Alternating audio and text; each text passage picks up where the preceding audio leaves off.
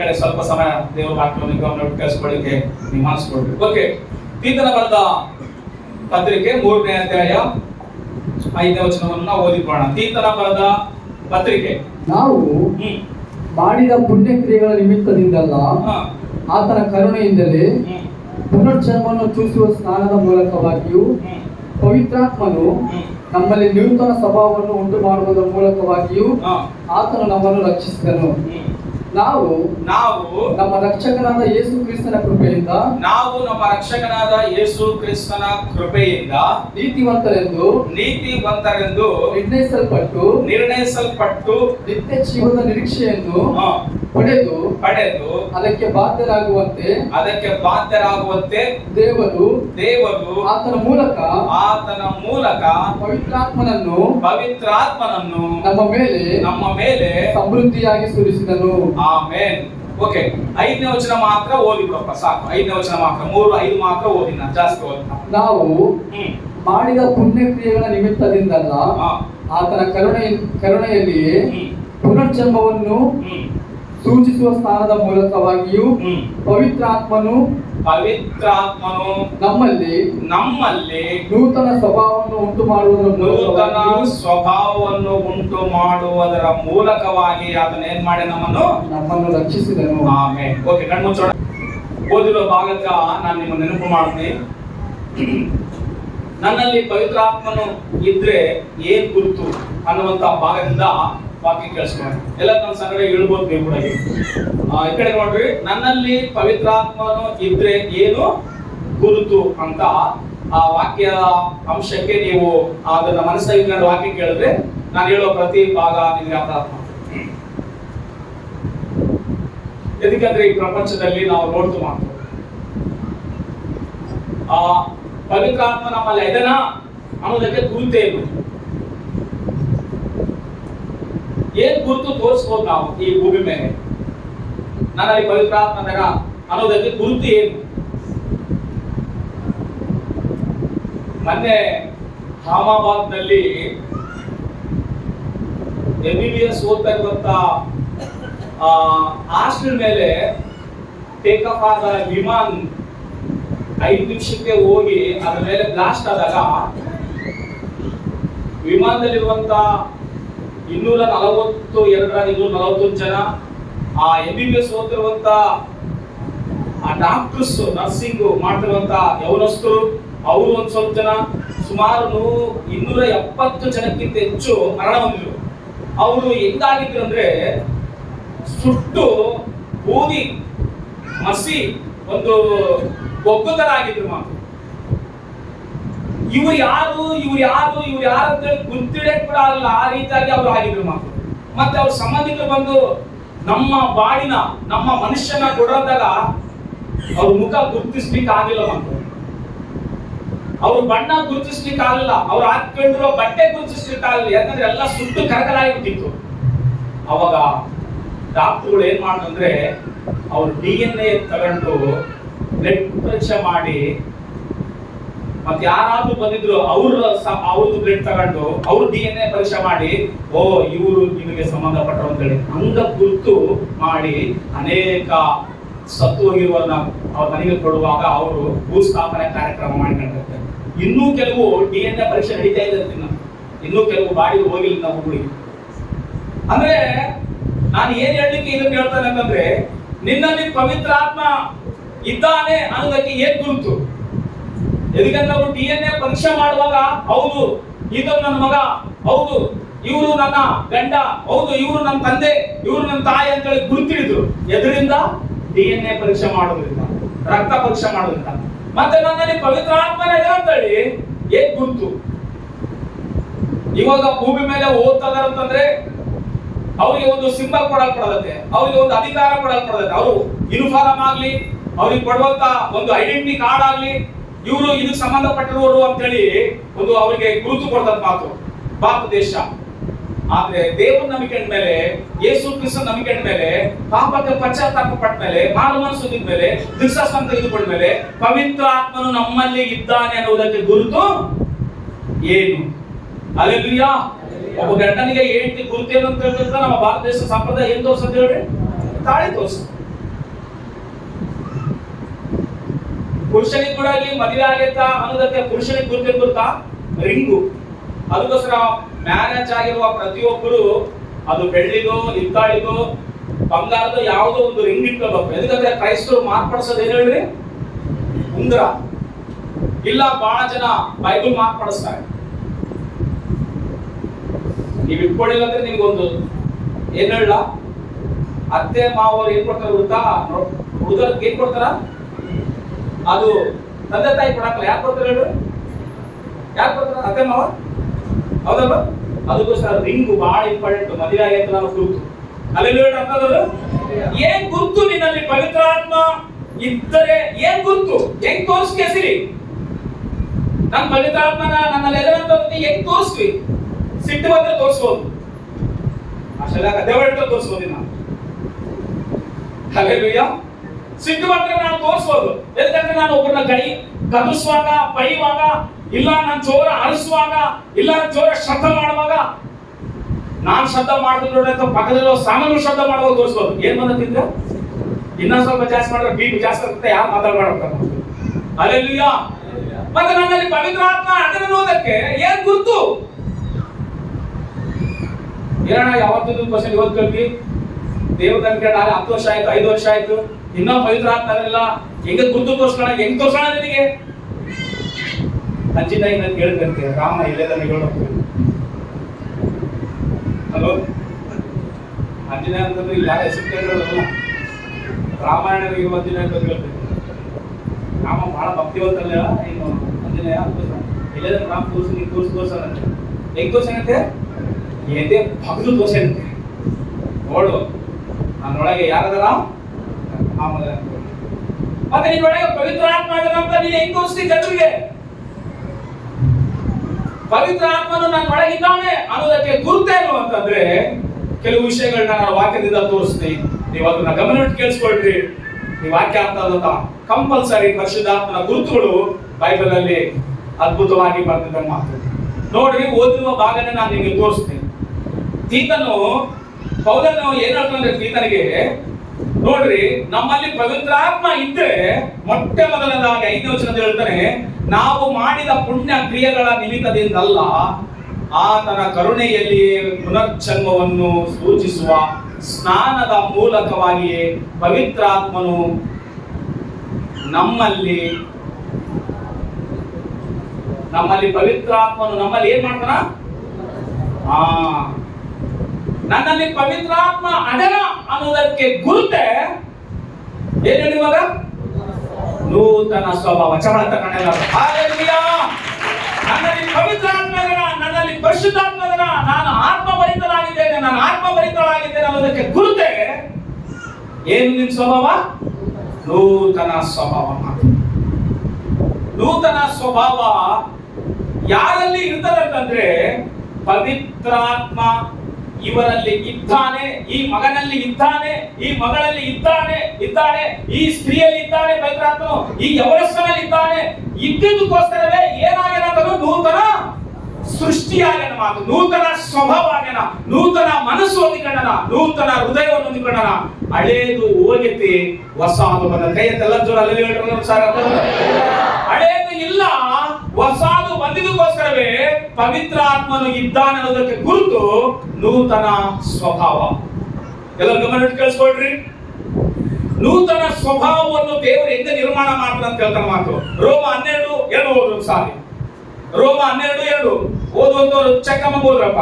ಇಹಲೋಕದ ನಡವಳಿಕೆಯನ್ನು ಇವಾಗ ಕೇಳಿಸ್ಕೊಳ್ರಿ. ನನ್ನಲ್ಲಿ ಪವಿತ್ರಾತ್ಮನು ಇದ್ದಾನೆ ಗುರುತಿಗೆ ಇಹಲೋಕದ ನಡವಳಿಕೆಯನ್ನು ಅನುಸರಿಸದೆ ನೂತನ ಮನಸ್ಸನ್ನು ಹೊಂದಿಕೊಂಡು ಪರಲೋಕದ ಭಾವದವರಾಗಿರ್ರಿ. ಹೀಗಾದರೆ ದೇವರ ಚಿತ್ತಕ್ಕನುಸಾರವಾದದ್ದು ಅಂದರೆ ಉತ್ತಮವಾದದ್ದು, ಮೆಚ್ಚುಗೆಯಾದದ್ದು, ದೋಷವಿಲ್ಲದಿದ್ದು ಯಾವುದು ಎಂದು ಯೋಚಿಸಿ ತಿಳುಕೊಳ್ಳುವಿರಿ. ಅಲ್ಲೆಲ್ಲರೂ ನೋಡ್ರಿ, ನನ್ನಲ್ಲಿ ಪವಿತ್ರಾತ್ಮನು ಇದ್ದಾನೆ ಅನ್ನೋದಕ್ಕೆ ಗುರುತೇನಂತಂದ್ರೆ ಮೊಟ್ಟ ಮೊದಲದಾಗಿ ನೂತನ ಸ್ವಭಾವ. ಎಲ್ಲರೂ ಒಂದ್ಸಾರಿ ಏನ್ ಸ್ವಭಾವ? ಜೋರ ಹೇಳ್ಬೋದು. ರಾಜ ಬಹಳ ದೊಡ್ಡ ದೊರೆ ಅಂತ, ಬಹಳ ದೊಡ್ಡ ಶ್ರೀಮಂತತೆ. ಶ್ರೀಮಂತ ಬಹಳ ಚೆನ್ನಾಗಿ ಧ್ಯಾನ ಮಾಡಿಕೊಂತ ಕೂತ್ಕೊಂಡಿದ್ದಂತೆ. ಬಡವ ಈತನು ಪಶುಗಳು ಎತ್ತುಗಳು ಎಲ್ಲ ಆಕಳುಗಳು ನಲ್ಲಿದ್ದಂತೆ, ಆತನು ಬಡವರು ಕೂಡ ಎತ್ತುಗಳು ಪಶುಗಳಿದ್ವಂತೆ. ಇದ್ರೆ ಎದಕ್ಕಂದ್ರೆ ಈ ಶ್ರೀಮಂತರಿಗೆ ಇನ್ನೇನ್ ಬದುಕಿರಲ್ಲ, ಅವ್ರು ಧ್ಯಾನ ಮಾಡೋದು, ಅವ್ರು ಬೇಸು ಚೆನ್ನಾಗಿ ಯೋಗ ಮಾಡೋದು ಅವೆಲ್ಲ ಕಲ್ತಿರ್ತಾರ, ಅವೆಲ್ಲ ಅದನ್ನೇ ಕೆಲಸ ಮಾಡ್ತಾ ಇರ್ತಾರೆ. ಬಡವರು ಪಾಪ ಅಲ್ಲಿ ಇಲ್ಲಿ ಕೆಲಸ ಮಾಡ್ತಾ ಇರ್ತಾರೆ ಮಕ್ಕಳು. ಆದ್ರೆ ಏನಾಗ್ಬಿಡತ್ತಂದ್ರೆ ಶ್ರೀಮಂತನ ಎತ್ತುನ ಬಡವನ ಎತ್ತು ಏನ್ ಮಾಡ್ಬಿಡತ್ತಂದ್ರೆ ಇರುದು ಏನ್ ಮಾಡ್ಬಿಡತ್ತ, ಸಾಯಿಸ್ಬಿಡತ್ತ. ಅಯ್ಯೋ ಶ್ರೀಮಂತನ ಎತ್ತು ಆತ ನಮ್ಮ ಊರಿಗೆ ದೊರೆ, ಆತ ನಮ್ಮ ಊರಿಗೆ ತಡಿ, ಇವಾಗ ನನ್ನೆತ್ತು ಆತನೆತ್ತು ಇದ್ರಕ್ಕೋಸ್ಕರ ನನ್ನ ಏನ್ ಶಿಕ್ಷೆ ಮಾಡ್ತಾನೋ ಏನ್ ಕಥೋ ಅಂತ ಅಳ್ಕಂತ, ಎದೆ ಬಡ್ಕಂತ, ಕಣ್ಣೀರ್ ಸುರಿಸ್ಕಂತ, ಓಡಾಡ್ಕಂತ ಹೋದ ಶ್ರೀಮಂತ ಅಂತ ದಣಿ ಹತ್ರ ಹೋಗ್ತಾರ. ದಣಿ ಪರ್ಪಟ ಆಡ್ಕಂತ ದಣಿ ಅಂತಂದ್ರೆ ಏನಾಗೈತಿ ಹೇಳೋ ಅಂತ ಕೇಳ್ತಾರಂತೆ. ದಣಿ ನಿನ್ನೆತ್ತು ನನ್ನೆತ್ತುನ ಇರುದು ಸಾಯಿಸ್ಬಿಡತ್ತ ಅಂದ್ಬಿಟ್ಟ ಮಕ್ಕಳು. ಹೇಳಿದಂತ ಆಯ್ತಾ? ಆತ ಅವಸರದಾಗ ಬಂದ್ಬಿಟ್ಟ ಮಾತು. ఎందుకంటే ಬಡವರಿಗೆ ಬಹಳ ಟೆನ್ಷನ್ ಇದ್ದಂತ, ಏನ್ ಟೆನ್ಷನ್ ಕಳಿಸಿ ಬಡವರಿಗೆ ಬಹಳ ಟೆನ್ಷನ್ ಇರ್ತದಂತೆ. ಆತ ಧ್ಯಾನ ಮಾಡಿದಂತ ಬೇಸು ಸಂತೋಷವಾಗಿ ಕಳ್ದಂತೆ. ಎಂದ ಈ ಹೇಳುವಂತ ಹೆಂಗ್ ಹೇಳ್ಬೇಕಂತ ಹೇಳ್ರಿ, ದಣಿ ನಿನ್ನೆತ್ತು ನನ್ನೆತ್ತುನ ಇರುದು ಏನ್ ಮಾಡ್ಬಿಡತ್ತೆ, ಸಾಯಿಸ್ಬಿಟ್ಟಂತಾಳೆ ಅಂತಂದಾಗ ಆತ ನೆಮ್ಮದಿಯಾಗಿ ಕೇಳಿ, ಮಾತನಾಡುವ ಮನುಷ್ಯರೇ, ಜ್ಞಾನ ಇರುವ ಮನುಷ್ಯರೇ, ಅನ್ನ ತಿನ್ನುವ ಮನುಷ್ಯರೇ, ಪಟ್ಟುಗಳಕ್ಕೆಂಬ ಮನುಷ್ಯರೇ, ಗುದ್ದಾಡಿ ಸಾಯ್ತಾ ಇದ್ರೆ ಮೂಕ ಜೀವಿಗಳು ಸತ್ವದ ಏನು ಪ್ರಯೋಜನ? ಅದು ಲೋಕ ಸಹಜ, ಅದು ದೇವರ ಸಹಜ, ದೇವರಿಟ್ಟಂತೆ ಆಗ್ತದಂತೆ. ಅವಾಗ ಈತ ಕೇಳಿಸ್ಕೊಂಡು ದಣಿ ಪರ್ಪಟ ಆಗ್ಬಿಡಂತಾನೆ ಅಂತಂದ್ರ ನನ್ನೆತ್ತು ನಿನ್ನೆತ್ತು ಸಾಯಿಸಿದ್ದಾನಂತೆ. ಫಸ್ಟ್ ಹೇಳ್ಬೇಕಾಯ್ತು ಪರ್ಪಟ್ನಲ್ಲಿ ನಿನ್ನೆತ್ತು ನನ್ನೆತ್ತು ಸಾಯಿಸಿದಾಗ ಅವಾಗ ಏನನ್ನ ದಣಿ, ಲೋಕ ಸಹಜಪ್ಪ, ಧರ್ಮ ಇದು. ಬಾಯಿದ್ದು ಮನುಷ್ಯರೇ, ಪಟ್ಕೊಳಕ್ಕೆಂಬ ಮನುಷ್ಯರೇ, ತಟ್ಟೆಗೆ ಅನ್ನ ತಿಂಬ ಮನುಷ್ಯರೇ, ಕುತ್ತಳಿಕೆಂದು ಬಡದಾಡಿಕೆಂದು ಹಣಕ್ಕೋಸ್ಕರ ಆಸ್ತಿಗೋಸ್ಕರ ಬಡದಾಡಿಕೆಂದು ಒಬ್ಬರಿಗೆ ಜೀವಕ್ಕಂದು ಸಾಯ್ತದಾರ. ಬಾಯಿಲ್ಲದ ಮೂಕ ಜೀವಿ ಅದು ಯಾರು ಹೇಳ್ಬೇಕು, ಅದು ಸಹಜಪ್ಪ ಮತ್ತೆ. ಹಂಗ ಅಂದುಕೊಳ್ಳೆ ಈಗ ಅರ್ಥ ಆಯ್ತು. ಅಯ್ಯೋ ಪರ್ಪಟ್ ಹೇಳ್ಬಿಟ್ಟಿದ್ದ ದಣಿ ಹಂಗಲ್ಲ, ದಣಿ ನನ್ನೆತ್ತೆ ನಿನ್ನೆತ್ತು ನಿಂತು ಸಾಯ್ತ, ನಿನ್ಗೆ ಪೊಕ್ಕರು ಎಷ್ಟೈತೆ ಅಂದಂತೆ. ಅಲ್ಲೆಲ್ಲೂಯ್ಯ. ಎಷ್ಟು ಸೊಕ್ಕೈತಲ್ಲ ನಿನಗೆ, ಎಷ್ಟು ಅಹಂಕಾರ ಐತಲ್ಲ ನಿನಗೆ, ಎಷ್ಟು ನಿನಗೆ ಸೊಕ್ಕೈತಲೆ, ಇದು ದಂಡ ಕಟ್ಟಲೇಬೇಕು ನೀನು ಅಂತ ಹೇಳಿದಂತೆ. ಅಲ್ಲೆಲ್ಲೂಯ್ಯ. ನಡೆಯುವವರಿಗೆ ನಡೀತೈತ, ನಡೆಯಲಾರ್ದವರಿಗೆ ಏನು ನಡೆಯಲಿಲ್ಲ. ಅಲ್ಲೆಲ್ಲೂಯ್ಯ. ವಾಕ್ಯ ಚೆನ್ನಾಗಿ ಅರ್ಥ ಆದಂತ. ನನ್ನಲ್ಲಿ ಪವಿತ್ರಾತ್ಮ ಅದನ್ನೋದಕ್ಕಾಗಿ ಏನು ತೋರಿಸ್ತೀವಿ ಪ್ರಪಂಚಕ್ಕೆ ಜನಗಳಿಗೆ, ನೀನು ಏನ್ ತೋರಿಸ್ತೀವಿ? ನಿನ್ನಲ್ಲಿ ನೂತನ ಸ್ವಭಾವವನ್ನು ಜನರು ಗುರುತಿಡ್ತಾರೆ. ನಿನ್ನಲ್ಲಿ ಪವಿತ್ರಾತ್ಮ ಅಲ್ಲೂ ನೋಡ್ರಿ, ಈಗ ಲೋಕದ ನಡವಳಿಕೆಯನ್ನು ಅನುಸರಿಸಬಾರದು, ಪರಲೋಕದ ನಡವಳಿಕೆಯನ್ನು ಅನುಸರಿಸುವಾಗ, ಪರಲೋಕದ ಭಾವದವರಾಗಿ ಈ ಭೂಮಿ ಮೇಲೆ ಜೀವಿಸುವಾಗ, ಈ ಪರಲೋಕದ ಭಾವದವರು, ಪರಲೋಕದ ಪರದೇಶದವರು, ಪ್ರವಾಸಿಗಳು ಅಂತ ನಾವು ಈ ಲೋಕದಲ್ಲಿ ನಡೆಯುವಾಗ, ಈತನು ದೇವರ ಮನುಷ್ಯನು, ಈ ಸ್ತ್ರೀ ದೇವರಿಗೆ ಸಂಬಂಧಪಟ್ಟ ಮನುಷ್ಯರು, ಈ ಹುಡುಗ ದೇವರಿಗೆ ಸಂಬಂಧಪಟ್ಟ ಮನುಷ್ಯನು, ಈ ಹುಡುಗಿ ದೇವರಿಗೆ ಸಂಬಂಧಪಟ್ಟ ವ್ಯಕ್ತಿ ಅಂತೇಳಿ ಹೇಳ್ತಾರ ಜನರು. ನೀನೇನು ಸಿಲೆಟ್ಟು ಅಕ್ಕೆಂಬದ ಅವಸರಲ್ಲ ಪಳ್ಳಾಗ. ಅಲ್ಲಲ್ಲಿ ಹೇಳೋದು, ನೀನೇನು ಹೇಳ್ಕೊಳ್ಳೋದು ಅವಸರ ಇಲ್ಲ. ನಾನು ಪವಿತ್ರಾತ್ಮ ಹೊಂದ್ಕೊಂಡಿನಿ, ನಾನು ಪರಿಶುದ್ಧಾತ್ಮ ಹೊಂದ್ಕೊಂಡಿನಿ, ನನ್ನಲ್ಲಿ ಪವಿತ್ರಾತ್ಮ ಹೇಳೋದು ಅವಸರ ಇಲ್ಲ. ಜನರು ನಿನ್ನನ್ನು ಕುರಿತಿಡ್ತಾರೆ, ನೀನು ದೇವರ ಮನುಷ್ಯನು ಅಂತೇಳಿ. ಅಲ್ಲೆಲ್ಲೂಯ್ಯ. ನಿನ್ನಲ್ಲಿ ನೂತನ ಸ್ವಭಾವ ನೋಡುವಾಗ ಜನರು ಹೇಳ್ತಾರಂತೆ. ಇದೇ ಡಿಸ್ಕಸ್ ಒಂದ್ಸಾರಿ ಯೇಸು ಸ್ವಾಮಿ ಅಂತ ನಡೀತು. ಬೋಧಕಾತ, ಆತನು ಟೀಚರು, ಆತನು ಬೋಧನೆ ಮಾಡುವಂತ ವ್ಯಕ್ತಿ. ರಾತ್ರಿ ಸಮಯದಲ್ಲಿ ಬರ್ತಾದ ಯೇಸು ಸ್ವಾಮಿ ಹತ್ರಪ್ಪ, ನೀನು ದೇವರ ಸಹಾಯ ಇಲ್ಲದೆ ಇಂಥ ಅದ್ಭುತಗಳು ಮಾಡಕ್ಲಂತ ಗೊತ್ತು, ಇದು ದೇವರ ಸಹಾಯ ಇರುವುದಕ್ಕೋಸ್ಕರ ಇಷ್ಟೆಲ್ಲ ಅದ್ಭುತ ಮಾಡ್ತದಿಗೆ, ಕಣ್ಣು ಕೊಡ್ತದಿಗೆ, ಕಾಲು ಕೊಡ್ತದಿಗೆ, ಸತ್ತವರನ್ನು ಬದುಕಿಸೋದಿಗೆ, ಕುಷ್ಠರೋಗಿಗಳ ಸ್ವಸ್ಥತೆ ಮಾಡ್ತದಿಗೆ. 12 ವರ್ಷ ರಕ್ತದಷ್ಟು ರೋಗಿನ ಹುಡುಕು ಮುಟ್ಟಿದ ಕ್ಷಣವೇ ಸ್ವಸ್ಥತೆ ಆಯ್ತು. 38 ವರ್ಷದ ರೋಗಿನ ನೀನು ಎತ್ತುಕೋ ಹಾಸಿಗೆ ಎತ್ಕೊಂಡು ಹೋಗಿ ಅಂತ ಹೇಳಿ ಇವೆಲ್ಲ ಕಾರ್ಯಗಳು ಮಾಡೋದು ನಾನು ನೋಡಿದ್ರೆ ಇದು ದೇವರ ಸಹಾಯ ಇಲ್ಲದೆ ಮಾಡ್ಲಿಕ್ಕೆ ಮನುಷ್ಯನಿಂದ ಸಾಧ್ಯವಿಲ್ಲ. ಅದಕ್ಕೋಸ್ಕರವೇ ನಾನು ಕೂಡ ನಿತ್ಯ ಜೀವ ಹೊಂದಬೇಕಂದ್ರೆ, ನಾನು ಸಹ ದೇವರ ರಾಜ್ಯಕ್ಕೆ ಹೋಗ್ಬೇಕಂದ್ರೆ ಏನ್ ಮಾಡ್ಬೇಕು ಅಂತೇಳಿ ಒಬ್ಬ ಮನುಷ್ಯ ರಾತ್ರಿ ಹತ್ರ ಬಂದು ಕೇಳ್ತಾರೆ ಮಾತು. ಯೋಹಾನ ಬರೆಸುವಾರ್ತೆ ಇದು 3ನೇ ಅಧ್ಯಾಯ. ಯೋಹಾನ ಬರೆಸುವಾರ್ತೆ ಇದು 3ನೇ ಅಧ್ಯಾಯ. ಇವಾಗ ಹೋದ್ರೆ ಅಲ್ಲಿ ಒಬ್ಬ ಮನುಷ್ಯನ ಕುರಿತಾಗಿ ಹೇಳ್ತಾರ ಮಾತು. ಯೋಹಾನ ಬರೆಸುವಾರ್ತೆ 3ನೇ ಅಧ್ಯಾಯ ಓದಪ್ಪ. ಅವನು ರಾತ್ರಿಯಲ್ಲಿ ಎಲ್ಲ ಯಾವಾಗ ಬಂದನು? ರಾತ್ರಿಯಲ್ಲಿ ಬಂದು ಕೇಳ್ತಾನಂತೆ.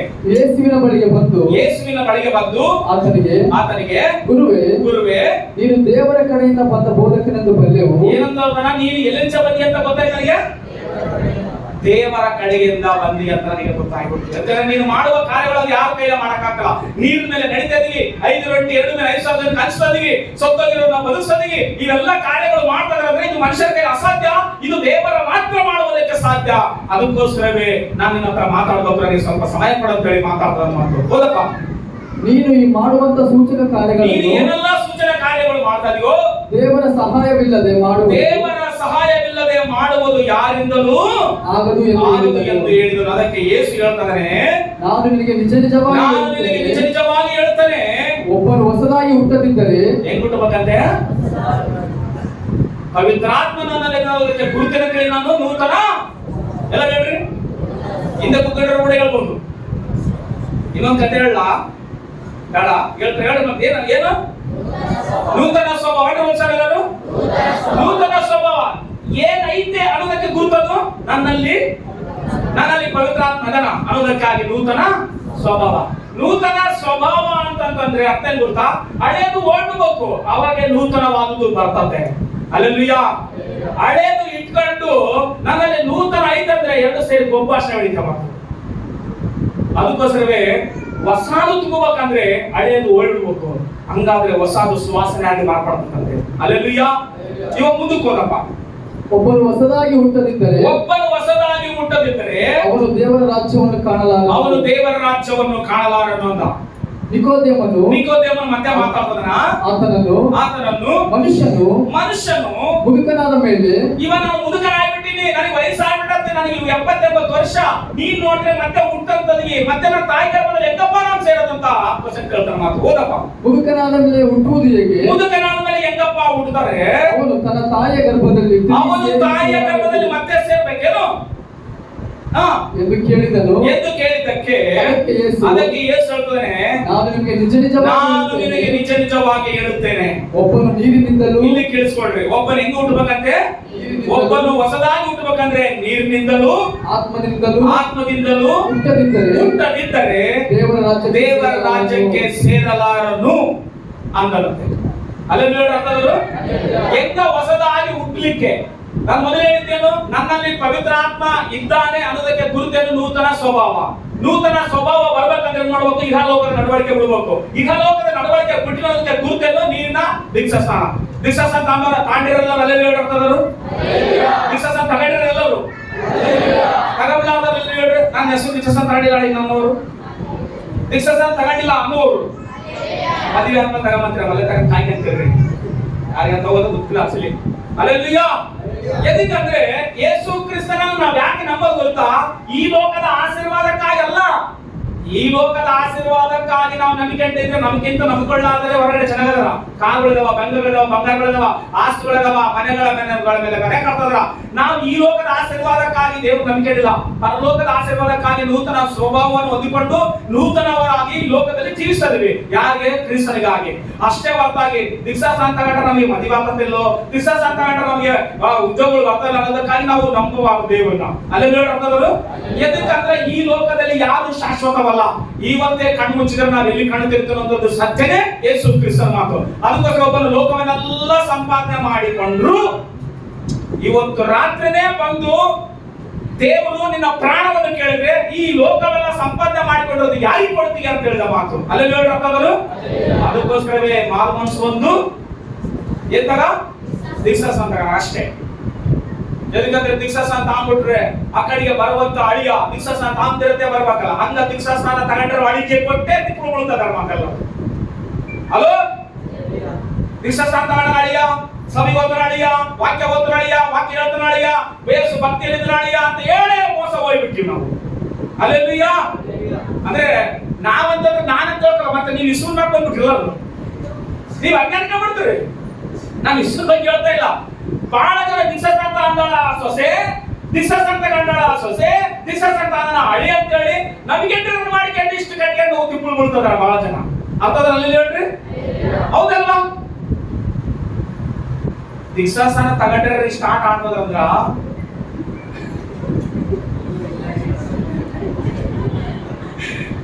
ಅಲ್ಲೆಲ್ಲೂಯ್ಯ. ದೀಕ್ಷಾಸ್ನಾನ ತಗೊಂಡು ವಾಕ್ಯ ಓದ್ತಾ ಚರ್ಚಿ ಬರ್ತಾ ಕರ್ತರ ಭೋಜನ ತಗೊಂಬರೇ ಸ್ಟಾರ್ಟ್ ಆಗ್ತದಂದ್ರೆ ಇನ್ನ ಏನಿದ್ದು ಇನ್ನ ಬಗರಿಗೆ ಏನಾದ ಚಾಟಿ ಕಟ್ಟಿ ಹೆಂಗ ಆಡ್ಬೇಕು ಎಲ್ಲ ಆಡ್ಬೇಕಲ್ಲ ಆಡ್ಸಂತ. ಪ್ರಿಯ ಮಕ್ಕಳೇ, ಈ ಲೋಕಕ್ಕೆ ಆಶೀರ್ವಾದಕ್ಕಲ್ಲ ನಾನು ಹೇಳ್ತಾ ಇರೋದು ದೀಕ್ಷಾಸ್ನಾನ ತಗೊಂಡು ಹೇಳ್ರಿಲ್ಲ. ಯಾವ ಆಶೀರ್ವಾದಕ್ಕಾಗಿ? ನಿತ್ಯ ಜೀವ ಹೊಂದಲಿಕ್ಕಾಗಿ, ನೂತನ ಸ್ವಭಾವ ನನ್ನ ರೈತರೋದಕ್ಕಾಗಿ ಗುರುತು ನೀರಿನ ಸ್ನಾನ ಮಾಡಿ ದೀಕ್ಷಾಸ್ನಾನ ತಗೊಳ್ರಿ. ಯಾರದಕ್ಕಾಗಿ ಏನ್ ಮಾಡ್ಬೇಡ್ರಿ, ಹಿಂದಕ್ಕೆ ಹಾಕ್ಬೇಡ್ರಿ. ನಾಳೆ ವರ್ಷ ನಾಳೆ ವರ್ಷ ನಾಳೆ ವರ್ಷ ನಾಳೆ ವರ್ಷ ನಾಳೆ ವರ್ಷ ಅನ್ಬೇಡ್ರಿ. ಎದಕ್ಕಂದ್ರೆ ಒಂದು ಹಾಡೈತ, ನಾಳೆ ಎಂದು ಕೊಚ್ಚಿಕೊಳ್ಳಬೇಡ, ದಿನದೊಳಗೆ ಏನಾಗುವುದು ತಿಳಿಯದು ಮಾನವ. ನಾಳೆ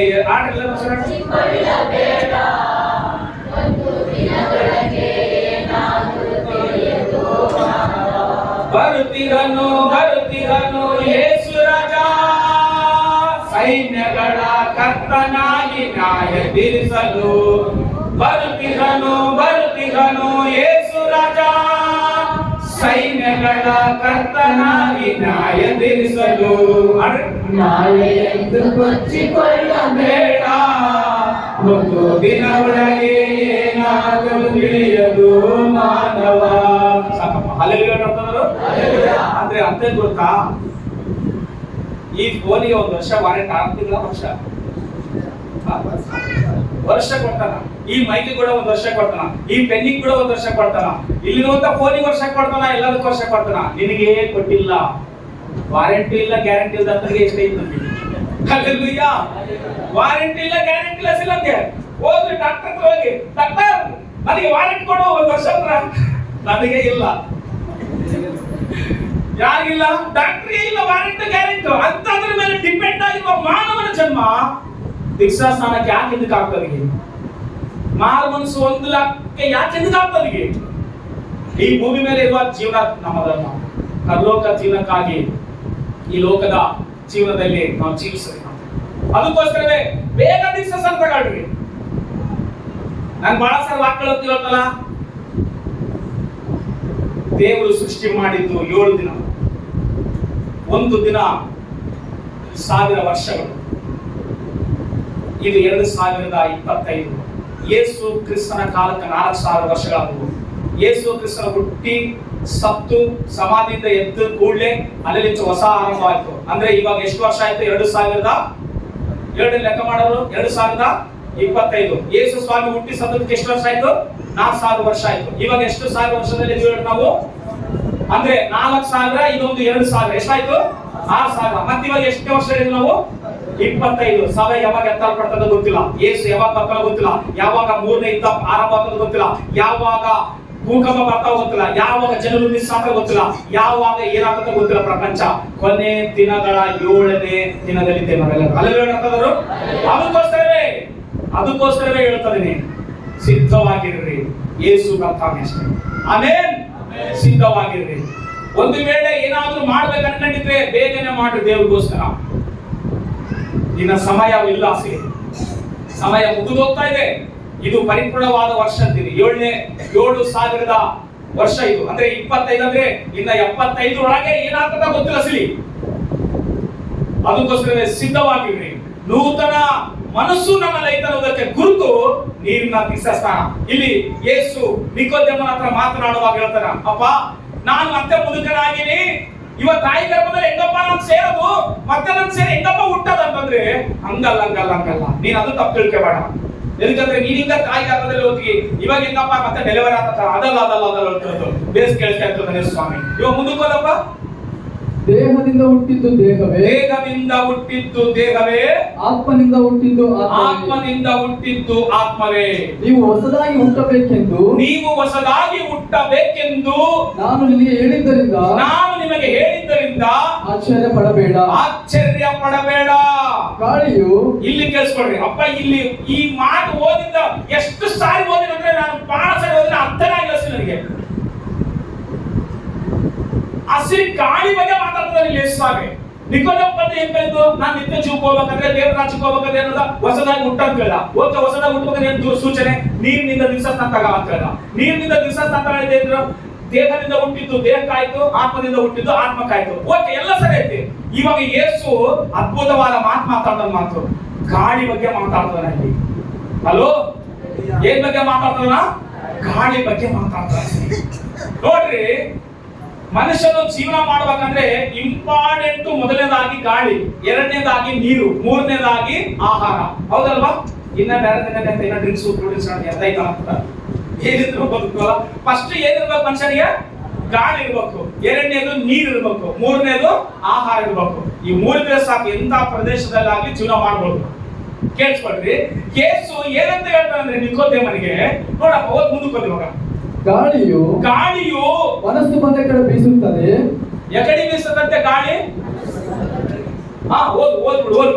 ಮನಸ್ಸು ಬಂದ ಕಡೆ ಬೀಸುತ್ತದೆ, ಅದರ ಸಪ್ಪಳವನ್ನು ಕೇಳುತ್ತಿ, ಆದರೆ ಅದು ಎಲ್ಲಿಂದ ಬರುತ್ತದೋ ಎಲ್ಲಿಗೆ ಹೋಗುತ್ತದೋ ನಿನಗೆ ತಿಳಿಯದು. ಆತ್ಮನಿಂದ ಹುಟ್ಟಿದವರೆಲ್ಲರೂ ಅದರಂತೆಯೇ ಅಂದನು. ಸಾಕು. ಇವಾಗ ಹೇಳ್ರಿ, ಏನಂತ ಹೇಳ್ತಾರೆ ನಿಕೋದೇಮ ಮಾತ್ರ ಏನಪ್ಪ ಮಾತಾಡ್ತಾನೆ? ಇಷ್ಟ ತನಕ ನೀರು ದಿವಸಸ್ಥಾನ ಅಂದ್ರೆ ನೀನು ಹೊಸದಾಗಿ ಹುಟ್ಟುತ್ತೀವಿ, ನಿನ್ ಪರಲೋಕಕ್ಕೆ ಹೋಗ್ತೀವಿ, ಆತ್ಮದಿಂದ ಹುಟ್ಟಿದ ಆತ್ಮವೇ, ದೇಹದಿಂದ ಹುಟ್ಟಿದ ದೇಹವೇ ಅಂತೆಲ್ಲ ಹೇಳ್ಬಿಟ್ಟು ಇವಾಗ ಯೇಸು ಸ್ವಾಮಿ ನಿಕೋದೇಮ ಮಾತ್ರ ಏನಂತ ಹೇಳ್ತಾನ? ಒಂದು ಸೂಚನೆ ಹೇಳ್ತಾರೆ. ಏನಂತ ಹೇಳ್ತಾನ? ಗಾಳಿ ಹೆಂಗ್ ಬೀಸುತ್ತಂತೆ? ಎಲ್ಲರೂ ಮಾತಾಡೋ ಸ್ವಲ್ಪ. ಗಾಳಿ ಹೆಂಗ್ ಬೀಸುತ್ತಂತೆ? ಗಾಳಿ ಮನಸ್ಸು ಬಂದ ಕಡೆ ಬೀಸತ್ತೆ. ಇನ್ನ ಆಮೇಲೆ ಓದಿದ್ದೇಳ್ರಿ, ಗಾಳಿ ಹೆಂಗ್ ಬೀಸತ್ತಂತೆ? ಮನಸ್ಸು ಬಂದ ಕಡೆ ಬೀಸತ್ತೆ. ಏನ್ ಕೇಳಿಸ್ಕೊಂತಂತೆ? ಸಪ್ಪಳ ಕೇಳಿಸ್ಕೊಂತಂತೆ. ಆಮೇಲೆ ಅದು ಎಲ್ಲೆಲ್ಲಿಂದ ಬರ್ತದೋ, ಅದು ಎಲ್ಲಿಗೆ ಹೋಗ್ತದೋ ಯಾರಿಗೆ ಗೊತ್ತಿರುತ್ತೆ? ಸರಿ,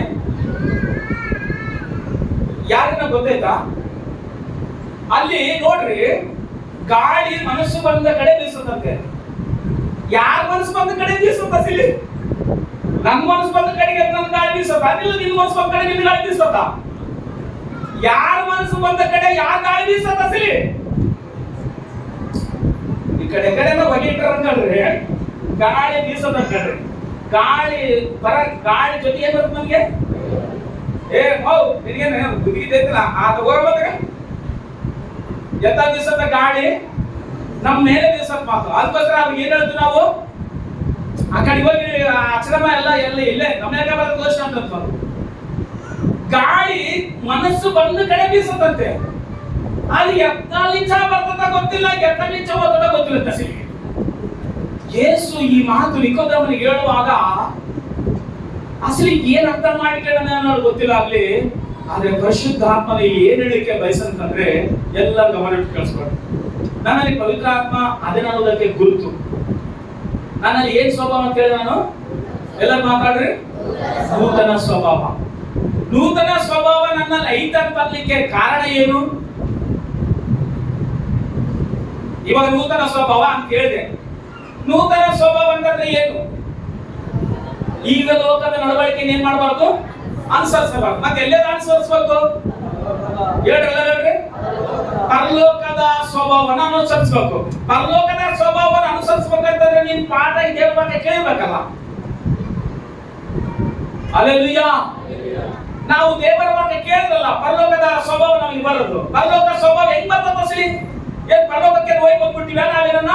ಅಲ್ಲಿ ಎಂತ ಸ್ವಭಾವ ಐತಿ, ಎಂತ ಭಾಷೆ ಮಾತಾಡ್ತಾರ, ಎಂತ ಒಂದು ಸಿಚುವೇಶನ್ ಐತಿ, ಎಂತ ಒಂದು ಪರಿಸ್ಥಿತಿ ಐತಿ, ಆ ಸ್ವಭಾವ ನಾವು ಹೆಂಗಪ್ಪ ಇಲ್ಲಿ ನಾವು ಧರಿಸ್ಕೊಳ್ಳೋದಂತಂದ್ರೆ ಇಲ್ಲಿ ಕೇಳಿಸ್ಕೊಳ್ರಿ, ಹೇಳ್ತಿರಲಿಲ್ಲ ಬೈಬಲ್ ಸ್ಪಷ್ಟವಾಗಿ ಬರೋಣ ನೋಡ್ರಿ, ಏನ್ ಹೇಳ್ಲಿಕ್ಕೆ ಅಂತ ಬಯಸಂತಂದ್ರೆ, ಯೇಸು ಹತ್ರ ಮಾತನಾಡುವಾಗ ನಾನು ನಿನಗೆ ಹೇಳಿದ್ದು 7 ವಚನ ಹೇಳ್ತಾನೆ, ಆತ್ಮದಿಂದ ಹುಟ್ಟಿದ್ದು ಆತ್ಮ ನೀವು ಹೊಸದಾಗಿ ಹುಟ್ಟಬೇಕಂತ ಹೇಳಿ ನಾನು ನಿಮ್ಗೆ ಏನ್ ಹೇಳ್ತದೆ ಅಂದ್ರೆ, ಆಶ್ಚರ್ಯ ಪಡಬೇಡ. ಏನ್ ಪಡಬೇಡ ನಾನು ಹೇಳುವಾಗ, ನೀನೇನು ಆಶ್ಚರ್ಯ ಪಡಬೇಡ, ಕೇಳು. ಯೇಸು ಹೇಳ್ತಾನೆ, ಕೇಳಿಸ್ಯ. ಗಾಳಿಯು ಮನಸ್ಸು ಬಂದ ಕಡೆ ಬೀಸುತ್ತದೆ. ಗಾಳಿ ಹೆಂಗ್ ಬೀಸುತ್ತದೆ? ಅಸಲಿ ಯಾವತ್ತನ್ನ ಕೂತ್ಕೊಂಡು ನನ್ನ ಮನಸ್ಸು ಗಾಳಿ ಇತ್ತ ಬೀಸ್ಲಿ ಇವಾಗ ಅಂತಂದಾಗ ಬೀಸಕ್ಕೆ ಯಾವಾಗನ್ನ ಇಲ್ಲ, ಇತ್ತ ಬೀಸ್ಲು ಗಾಳಿ ಅಂತಂದಾಗ ಬೀಸತ್ತ. ಹುಡುಗರು ಕುತ್ಕೊಂಡು ಊಸ್ಬಿಟ್ಬಿಟ್ಟು ಹೀಗೆ ಅಂತಿರ್ತಾರ. ಅದು ಓದೋದಿಲ್ಲ, ಗೊತ್ತಿಲ್ಲ. ನನ್ನ ಕಡೆ ಬಂದ ಹಿಂಗಂತೀರೋ ಹುಡುಗರ ಆಟ. ಹಲ್ಲೆಲೂಯಾ. ವಾಕ್ಯ ಎಷ್ಟು ಸಾರಿ ಕೇಳಿದ್ರು, ವಾಕ್ಯ ದೇವರ ಮನಸ್ಸು, ದೇವರ ಹೃದಯ, ದೇವರ ಶ್ವಾಸ ವಾಕ್ಯ. ಅದಕ್ಕೋಸ್ಕರವೇ ವಾಕ್ಯ ಕೇಳುವ ಗಮನವಿಟ್ಟು ಕೇಳಿದ್ರೆ ನಮಗೆ ಅರ್ಥ ಆಗ್ತದ. ನಾವು ಈ ಲೋಕದ ನಡವಳಿಕೆ ಬಿಡುತ್ತೀವಿ, ಪರಲೋಕದ ನಡವಳಿಕೆ ಅನುಸರಿಸ್ತೀವಿ. ಕೇಳಿಸ್ಕೊಡ್ರಿ, ಎದಕ್ಕೆ ಗಾಳಿ ಮನಸ್ಸು ಬಂದ ಕಡೆ ನಿಸಂಕರೆ ನಾವು ಸರಿ. ಗಾಳಿಯು ಮನಸ್ಸು ಬಂದ ಕಡೆ ಬೀಸುತ್ತದೆ, ಅದರ ಸಪ್ಪಳವನ್ನು ಕೇಳುತ್ತೀವಿ. ಆದ್ರೆ ಅದು ಎಲ್ಲಿಂದ ಬರ್ತದೋ, ಎಲ್ಲಿಗೆ ಹೋಗ್ತದೋ ನನಗೆ ತಿಳಿಯದು. ಎಲ್ಲಿಂದ ಬರ್ತದೋ ಗೊತ್ತಿಲ್ಲ ನಿನಗೆ, ಎಲ್ಲಿ ಹೋಗ್ತದ ಕೂಡ ಗೊತ್ತಿಲ್ಲ ಸರಿ. ಆವಾಗ ಏನ್ ಹೇಳ್ತಾರೆ ಅಂದ್ರೆ, ಸ್ವಾಮಿ ಎಲ್ಲ ಗಮನ ಕಳಿಸ್ಕೊಡ್ರಿ. ಗಾಳಿ ಮನಸ್ಸು ಒಂದು ಕಡೆ ಬೀಸ್ತದೆ, ಎಲ್ಲಿಂದ ಬರ್ತದೋ ಎಲ್ಲಿಗೆ ಹೋಗ್ತದ ಗೊತ್ತಿಲ್ಲ. ಹಲೋ, ಕೈಯ ತಲೆ ಸಾರಿ. ಎಲ್ಲಿಂದ ಬರ್ತದ ಗೊತ್ತಿಲ್ಲ, ಎಲ್ಲಿಗೆ ಹೋಗ್ತದ ಗೊತ್ತಿಲ್ಲ. ಸಡನ್ ಆಗಿ ಒಂದೊಂದ್ ಸಾರಿ ಗಾಳಿ ಎಲ್ಲ ಸ್ಟಾಪ್ ಆದಾಗ ಫ್ಯಾನ್ ಇಲ್ಲಿ ಸಿಕ್ಕ ಮಾತು. ಹೊರಗಡೆ ಊಟ ಮಾಡಿ, ಹೊರಗಡೆ ಸಾಯಂಕಾಲ, ಭಾನುವಾರ ದಿನ ಸಾಯಂಕಾಲ ಹೊರಗಡೆ ಊಟ ಮಾಡಿ ಹೋದ್ರೆ ಎಷ್ಟು ಬೆವರು ಬರ್ತದ. ಏನ್ ಕಟ್ಟಾಯ ಅಂತ ಹೇಳ್ತಾರ ಎಲ್ಲರೂ, ಗಾಳಿ ನಿಂತ್ಕೊಂಡು ಹೇಳ್ತಾರ. ಅಸಲಿ ಗಾಳಿ ಯಾರು ನಿಲ್ಲಿಸ್ತದಾರ, ಯಾರು ಗಾಳಿ ಬೀಸುವಾಗ ಮಾಡ್ತಾರ ಅಂತಂದ್ರೆ, ಬೈಬಲ್ ಹೇಳುತ್ತೆ ಗಾಳಿಯನ್ನು ತನ್ನ ಮೂಟೆಯಲ್ಲಿ ಕಂಡು ಕಟ್ಟಿ ಅದನ್ನು ಬೀಸುವಾಗ ಬೀಸತ್ತೆ, ಬರುವಾಗ ಬರ್ತದ ಮಾತು. ಎಲ್ಲ ದೇವರ ಸ್ವಾಧೀನದಲ್ಲಿ ಐತಿ. ಕೇಳಿಸ್ಕೊಳ್ರಿ, ಇದನ್ನೆಲ್ಲ ನಾನು ಹೇಳ್ತಾ ಇರೋದು. ನೋಡ್ರಿ, ಗಾಳಿ ಮನಸ್ಸು ಬಂದ ಕಡೆ ಬೀಸತ್ತೆ, ಅದು ಎಲ್ಲಿಂದ ಬರ್ತದ ಎಲ್ಲಿಗೆ ಹೋಗ್ತದ ಗೊತ್ತಿಲ್ಲ, ಯಾರಿಗೆ ಗೊತ್ತಿಲ್ಲ ಪ್ರಪಂಚದಲ್ಲಿ.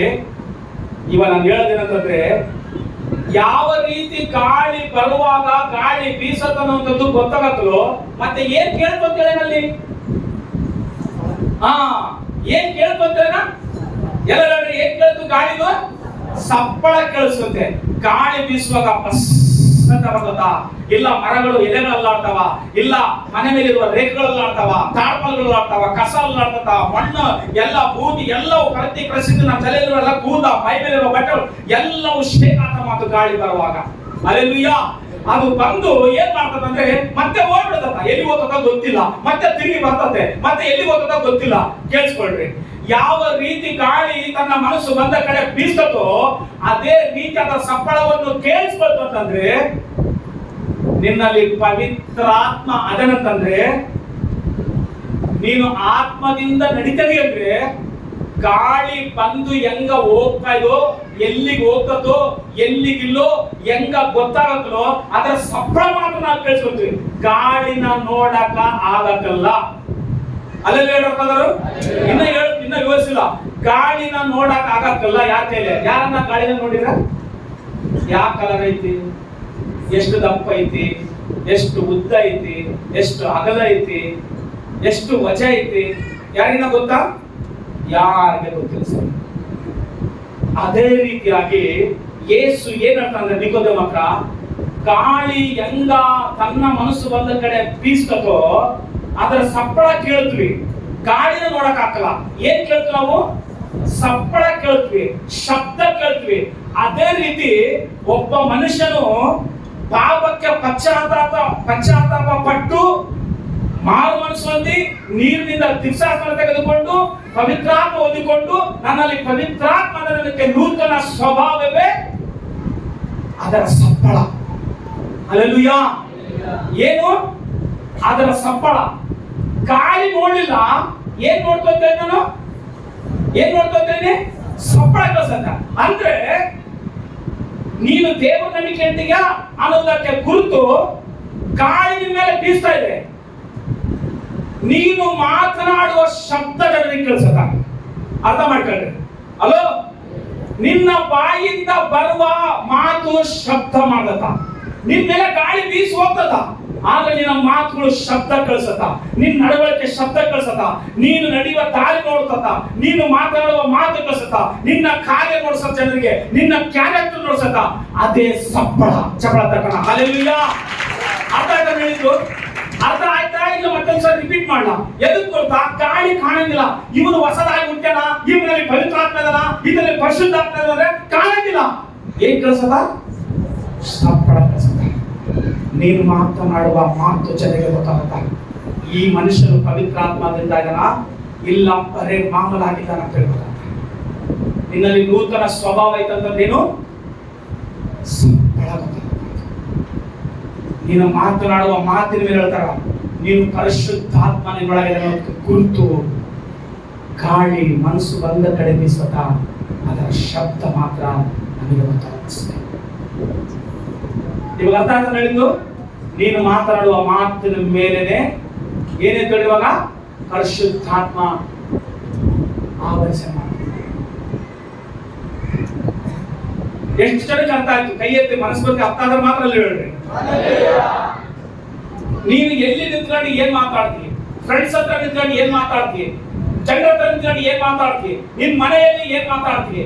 ನೀನು ಏನ್ ಶಬ್ದ ಮಾಡ್ತೀವಿ? ಬಾಯ್ತಿರೋದಲ್ಲ, ನೆಗೆಟಿವ್ ಮಾತಾಡ್ತೀಯ, ಪಾಸಿಟಿವ್ ಮಾತಾಡ್ತೀಯ, ದೇವರನ್ನು ನಂಬುದೀಯ, ನೀನು ದೇವರನ್ನ ದೂಷಣೆ ಮಾಡ್ತೀಯ. ನಿನ್ನ ಮಾತಿನ ಶಬ್ದ ಜನರಿಗೆ ಕಾಣಿಸದ, ಗಾಳಿ ಕಾಣಿಸಂಗಿಲ್ಲ. ಸರಿ, ಹಲ್ಲೆಲೂಯಾ. ನಿನ್ನ ಮಾತುಗಳು ಮಾತನಾಡುವಾಗಲೇ ಯೇಸು ಹೇಳಿದ್ದು, ಗಾಳಿ ಮನಸ್ಸು ಒಂದು ಕಡೆ ಬೀಸತ, ಗಾಳಿನ ಯಾರು ನೋಡಕಲ್ಲ, ಅದರ ಸಪ್ಪಳ ಕೇಳಿಸತ. ಒಬ್ಬ ಮನುಷ್ಯನು ನೂತನವಾಗಿ ಹುಟ್ಟನಂದ್ರೆ, ಆತನಲ್ಲಿ ಪವಿತ್ರಾತ್ಮ ವಾಸ ಮಾಡ್ತಾನಂತಂದ್ರೆ, ಆತನ ಮಾತುಗಳು ದೇವರಿಗೆ ಚಿತ್ತಾನುಸಾರವಾಗಿರ್ತವಂತೆ. ಚಪಳ ತಕಣ. ಹಲ್ಲೆಲೂಯಾ. ಇಷ್ಟೇ, ನನ್ನೊಳಗೆ ಪವಿತ್ರಾತ್ಮ ಅದನ ಅನ್ನುವುದಕ್ಕೆ ಸಾದೃಶ್ಯನೇ ನನ್ನ ಬಾಯಿಯ ಮಾತುಗಳು, ನನ್ನ ಕ್ಯಾರೆಕ್ಟರ್, ನನ್ನ ಕ್ರಿಯಾ, ನನ್ನ ನೋಟ, ನನ್ನ ಜೀವನ, ನನ್ನ ಜೀವಿತ. ನಾನು ಯೇಸು ಸ್ವಾಮಿ ನಂಬಿಕೆ ಎಸ್. ನಿನ್ನ ಜೀವನ ಹೆಂಗೆ? ಪರಿಶುದ್ಧಾತ್ಮನ ಒಳಗಡೆ ಪರಿಶುದ್ಧಾತ್ಮನಿಂದ ನಡೀತಾ ಇದೆಯಾ? ಪರಿಶುದ್ಧಾತ್ಮಗೆ ಅನುಕೂಲವಾಗಿದೆಯಾ? ನೀನು ಪರಿಶುದ್ಧಾತ್ಮನಿಗೆ ಅನುಕೂಲವಾಗಿರು. ಪ್ರತಿ ಒಂದು ದೇವರಿಗೆ ಬಯಲ್ಪಡಿಸುತ್ತೆ. ಅಲ್ಲಿ ಹೇಳೋರು, ನೀನೇನ್ ಕಷ್ಟಪಡಬೇಡ. ನೀನ್ ಬಹಳ ಜಾಗ್ರತೆಯಾಗಿ ಈ ಭೂಮಿ ಮೇಲೆ ಬದುಕಬೇಕು. ಎದಕ್ಕೂ ಗೊತ್ತಾ? ಯೇಸು ಹೇಳ್ತಾನ, ಹೊಸದಾಗಿ ಹುಟ್ಟಬೇಕು, ನೀರಿನಿಂದ ಹುಟ್ಟಬೇಕು, ಭಿಕ್ಷಾಟಬೇಕು, ಪರಿಶುದ್ಧಾತ್ಮ ಹೊಂದ್ಕೊಳ್ಬೇಕು. ಎಷ್ಟು ಹೊಂದ್ಕೊಳ್ಬೇಕು? ಮತ್ತೆ ಯಾಕೆ ಹೇಳ್ದ? ಗಾಳಿ ತನ್ನ ಮನಸ್ಸು ಬಂದ ಕಡೆ ಬೀಸತ್ತೆ. ಹೌದು, ಬೀಸತ್ತೆ. ಆದ್ರೆ ಏನ್ ಕೇಳ್ತೀವಿ? ಅದರ ಶಬ್ದ ಕೇಳಿಸ್ಬೇಕು. ಶಬ್ದ ನನ್ನೊಳಗೆ ಪರಿಶುದ್ಧಾತ್ಮ ಅಂತಂದ್ರೆ, ನಾನು ಮಾತನಾಡುವ ಮಾತಿನ ಮೇಲೆ ಪರಿಶುದ್ಧಾತ್ಮನು ಏನಾದಂದ್ರೆ ಚಲಿಸಾತೆ. ನಾನು ಮಾತನಾಡುವ ಮಾತುಗಳೇ ಅರ್ಥ ಆಗ್ತಾವಂತೆ. ಈ ಮನುಷ್ಯನು ಪರಿಶುದ್ಧಾತ್ಮದಿಂದ ಮಾತಾಡ್ತದನ, ಇಲ್ಲ ಸ್ವಂತ ಮಾತುಗಳು ಮಾತಾಡ್ತದನ, ಸ್ವಂತ ಆಲೋಚನೆ ತೀಸ್ಕೊಂಡು ಮಾತಾಡ್ತಾನ, ಹೆಂಗ ಮಾತಾಡ್ತಾನಂತ ಎದುರಿಗಿರುವ ಮನುಷ್ಯನಿಗೆ ಅರ್ಥ ಆಗ್ತದಂತೆ.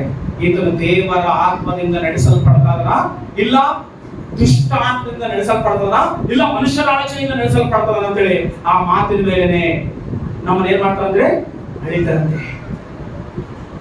ಅದಕ್ಕೋಸ್ಕರ ಬಹಳ ದೊಡ್ಡ ದೊಡ್ಡ ವ್ಯಕ್ತಿಗಳು ಜಾಸ್ತಿ ಮಾತಾಡಕಲ್ಲ.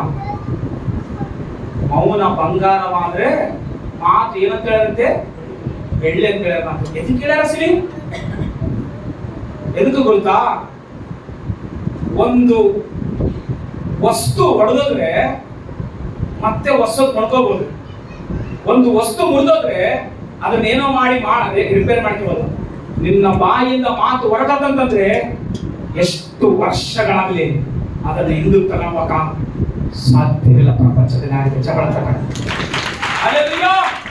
ಒಂದು ಸಾರಿ ನಿನ್ನ ಬಾಯಿಂದ ಮಾತು ಹೊರಟಂತಂದ್ರೆ ಎಷ್ಟು ಸಾವಿರ ವರ್ಷಗಳಾಗಲಿ ಈ ಭೂಮಿ ಮೇಲೆ ಜೀವ ಇರತಕ್ಕನ ನೀನು ಅಂದಿರುವ ಮಾತು ವಾಪಸ್ ಮತ್ತೆ ಹಿಂತಿರುಗಿ ಬರಂಗಿಲ್ಲ. ಸಿಲಿ ಹಲ್ಲೆಲೂಯಾ. ಅದಕ್ಕೋಸ್ಕರವೇ ಗಾಳಿ ಹೆಂಗ್ ಬೀಸತನ, ಮನಸ್ಸು ಬಂದ ಕಡೆ ಬೀಸತ, ಅದರ ಸಪ್ಪಳ ಮಾತ್ರ ನಾವೇನ್ ಮಾಡ್ತೀವಿ, ಕೇಳಿಸ್ಕೊಳ್ತೀವಿ ಅಂತ. ನೀನು ಮಾತನಾಡುವ ಮಾತು ಬಹಳ ಜಾಗ್ರತೆ. ಅದಕ್ಕೋಸ್ಕರವೇ ಬೈಬಲ್ ನಲ್ಲಿ ಮಾತಿನ ಬಗ್ಗೆ, ನಾಲಿಗೆ ಬಗ್ಗೆ ಬಹಳ ಬರ್ತದೆ. ಎಂತ ಬರ್ತದೆ ಗೊತ್ತಾ? ಮಾತು ಮನೆನೇ ಕೆಡಿಸ್ಕೊಳ್ತದೆ. ಮನೆ ಅಂತಂದ್ರೆ ಕಟ್ಟಿದ ಮನೆ ಕಿತ್ತಕಲ್ಲ, ಅವ್ರ ಸಂಸಾರ ಹಾಳು ಮಾಡ್ಬೋದು, ಅವ್ರ ಕುಟುಂಬ ಹಾಳು ಮಾಡ್ಬೋದು, ಅವ್ರ ಗಂಡ ಹೆಂಡತಿ ಜೀವಿತ ಹಾಳು ಮಾಡ್ಬೋದು, ಅವ್ರ ಸೇವೆ ಹಾಳು ಮಾಡ್ಬೋದು, ಅವರ ಸ್ನೇಹ ಹಾಳು ಮಾಡ್ಬೋದು, ಏನ್ ಬೇಕಾದ್ರೂ ಹಾಳು ಮಾಡ್ಬೋದು. ಏನು? ನಿನ್ನ ಮಾತು. ಅದಕ್ಕೋಸ್ಕರವೇ ಮಾತನಾಡುವಾಗ ಬಹಳ ಕೇರ್ಫುಲ್ ಆಗಿ ಮಾತಾಡ್ಬೇಕಂತ. ನಾವು ನಮ್ಮನ್ನು ಪರಿಶುದ್ಧಾತ್ಮ ಕಂಟ್ರೋಲ್ ಆಗಿದೀವಿ ಅಂದ್ರೆ, ಮನಸ್ಸು ಗಾಳಿ ಬಂದ ಕಡೆ ಮನಸ್ಸು ಬೀಸತ್ತೆ, ಆದ್ರೆ ಅದರ ಶಬ್ದ ಮಾತ್ರ ನಾವು ಕೇಳ್ತೀವಿ.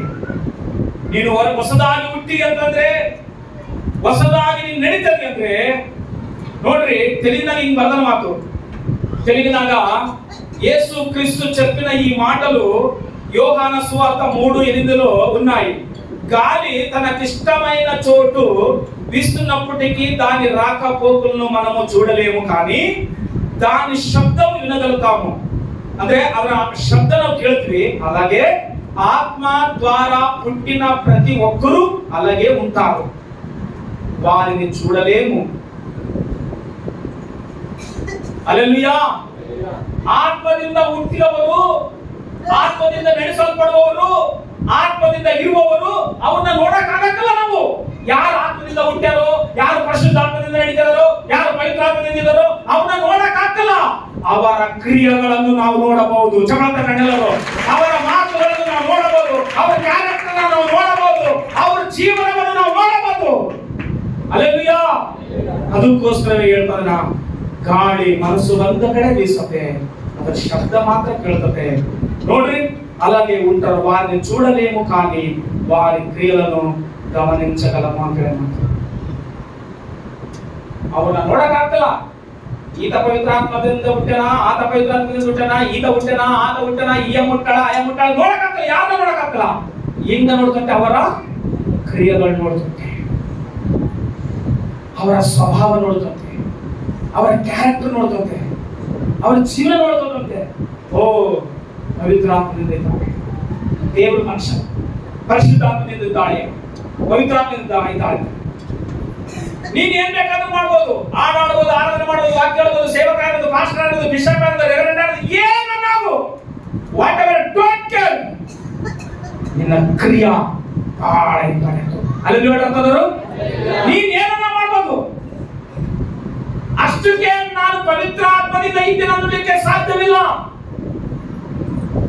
ಎಷ್ಟು ಜನ ಪಾಸ್ಟರ್ಗಳು ಕೆಟ್ಟಾಗಿಲ್ಲ, ಎಷ್ಟು ಜನ ಹಾಡಾಡೋರು ಕೆಟ್ಟಾಗಿಲ್ಲ, ಎಷ್ಟು ಜನ ಆರಾಧನೆ ಮಾಡೋರು ಕೆಟ್ಟಾಗಿಲ್ಲ, ಎಷ್ಟು ಜನ ವಿಶ್ವಾಸಗಳು ಕೆಟ್ಟಾಗಿಲ್ಲ, ಎಷ್ಟು ಜನ ಬಿಷಪರು ಕೆಟ್ಟಾಗಿಲ್ಲ, ಎಷ್ಟು ಜನ ಲೆಕ್ಕನೇ ಇಲ್ಲ. ಸರಿ, ಕೆಟ್ಟದ್ದು ದೇವರು ಸಂಬಂಧಪಟ್ಟವನಲ್ಲ. ಕೆಟ್ಟದ್ದು ಏನಾದ್ರೂ ಮಾಡ್ತದೀವಿ ಅಂತಂದ್ರೆ ನಮ್ಮೊಳಗೆ ಹುಟ್ಟಿರುವ ಸ್ವ ಇಚ್ಛೆ ಅಂತ ಮಾತು. ಅದೇ ಇಚ್ಛೆ.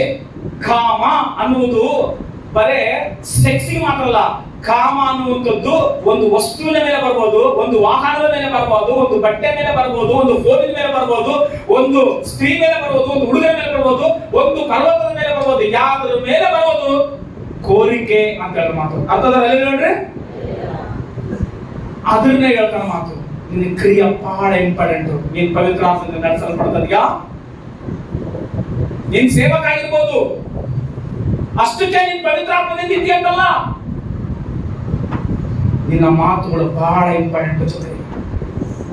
ಅದಕ್ಕೋಸ್ಕರ ಯೇಸು ಅಲ್ಲಿ ಹೇಳುವಾಗ ಹೇಳ್ತಾನ ಮಾತು, ಗಾಳಿ ಮನಸ್ಸು ಬಂದ ಕಡೆ ಬೀಸ್ತದೆ, ಗಾಳಿನ ಯಾರು ನೋಡಕ್ಕಾಗಲ್ಲ, ಅದರ ಸಪ್ಪಳವನ್ನು ಕೇಳಿಸ್ಕೊಳ್ತೀವಿ ಅಂತ ಹೇಳ್ತಾರ ಮಾತಿಕ. ನಮಗೆ ಅದನ್ನ ನಾವು ಕೃಷ್ಣನ ನೋಡಿದ್ರೆ ಎದಕ್ಕ ಗಾಳಿ, ಅಸಲಿ ಗಾಳಿನ ಯಾರು ಕಟ್ಟಕ್ ಹಾಕಲ್ಲ.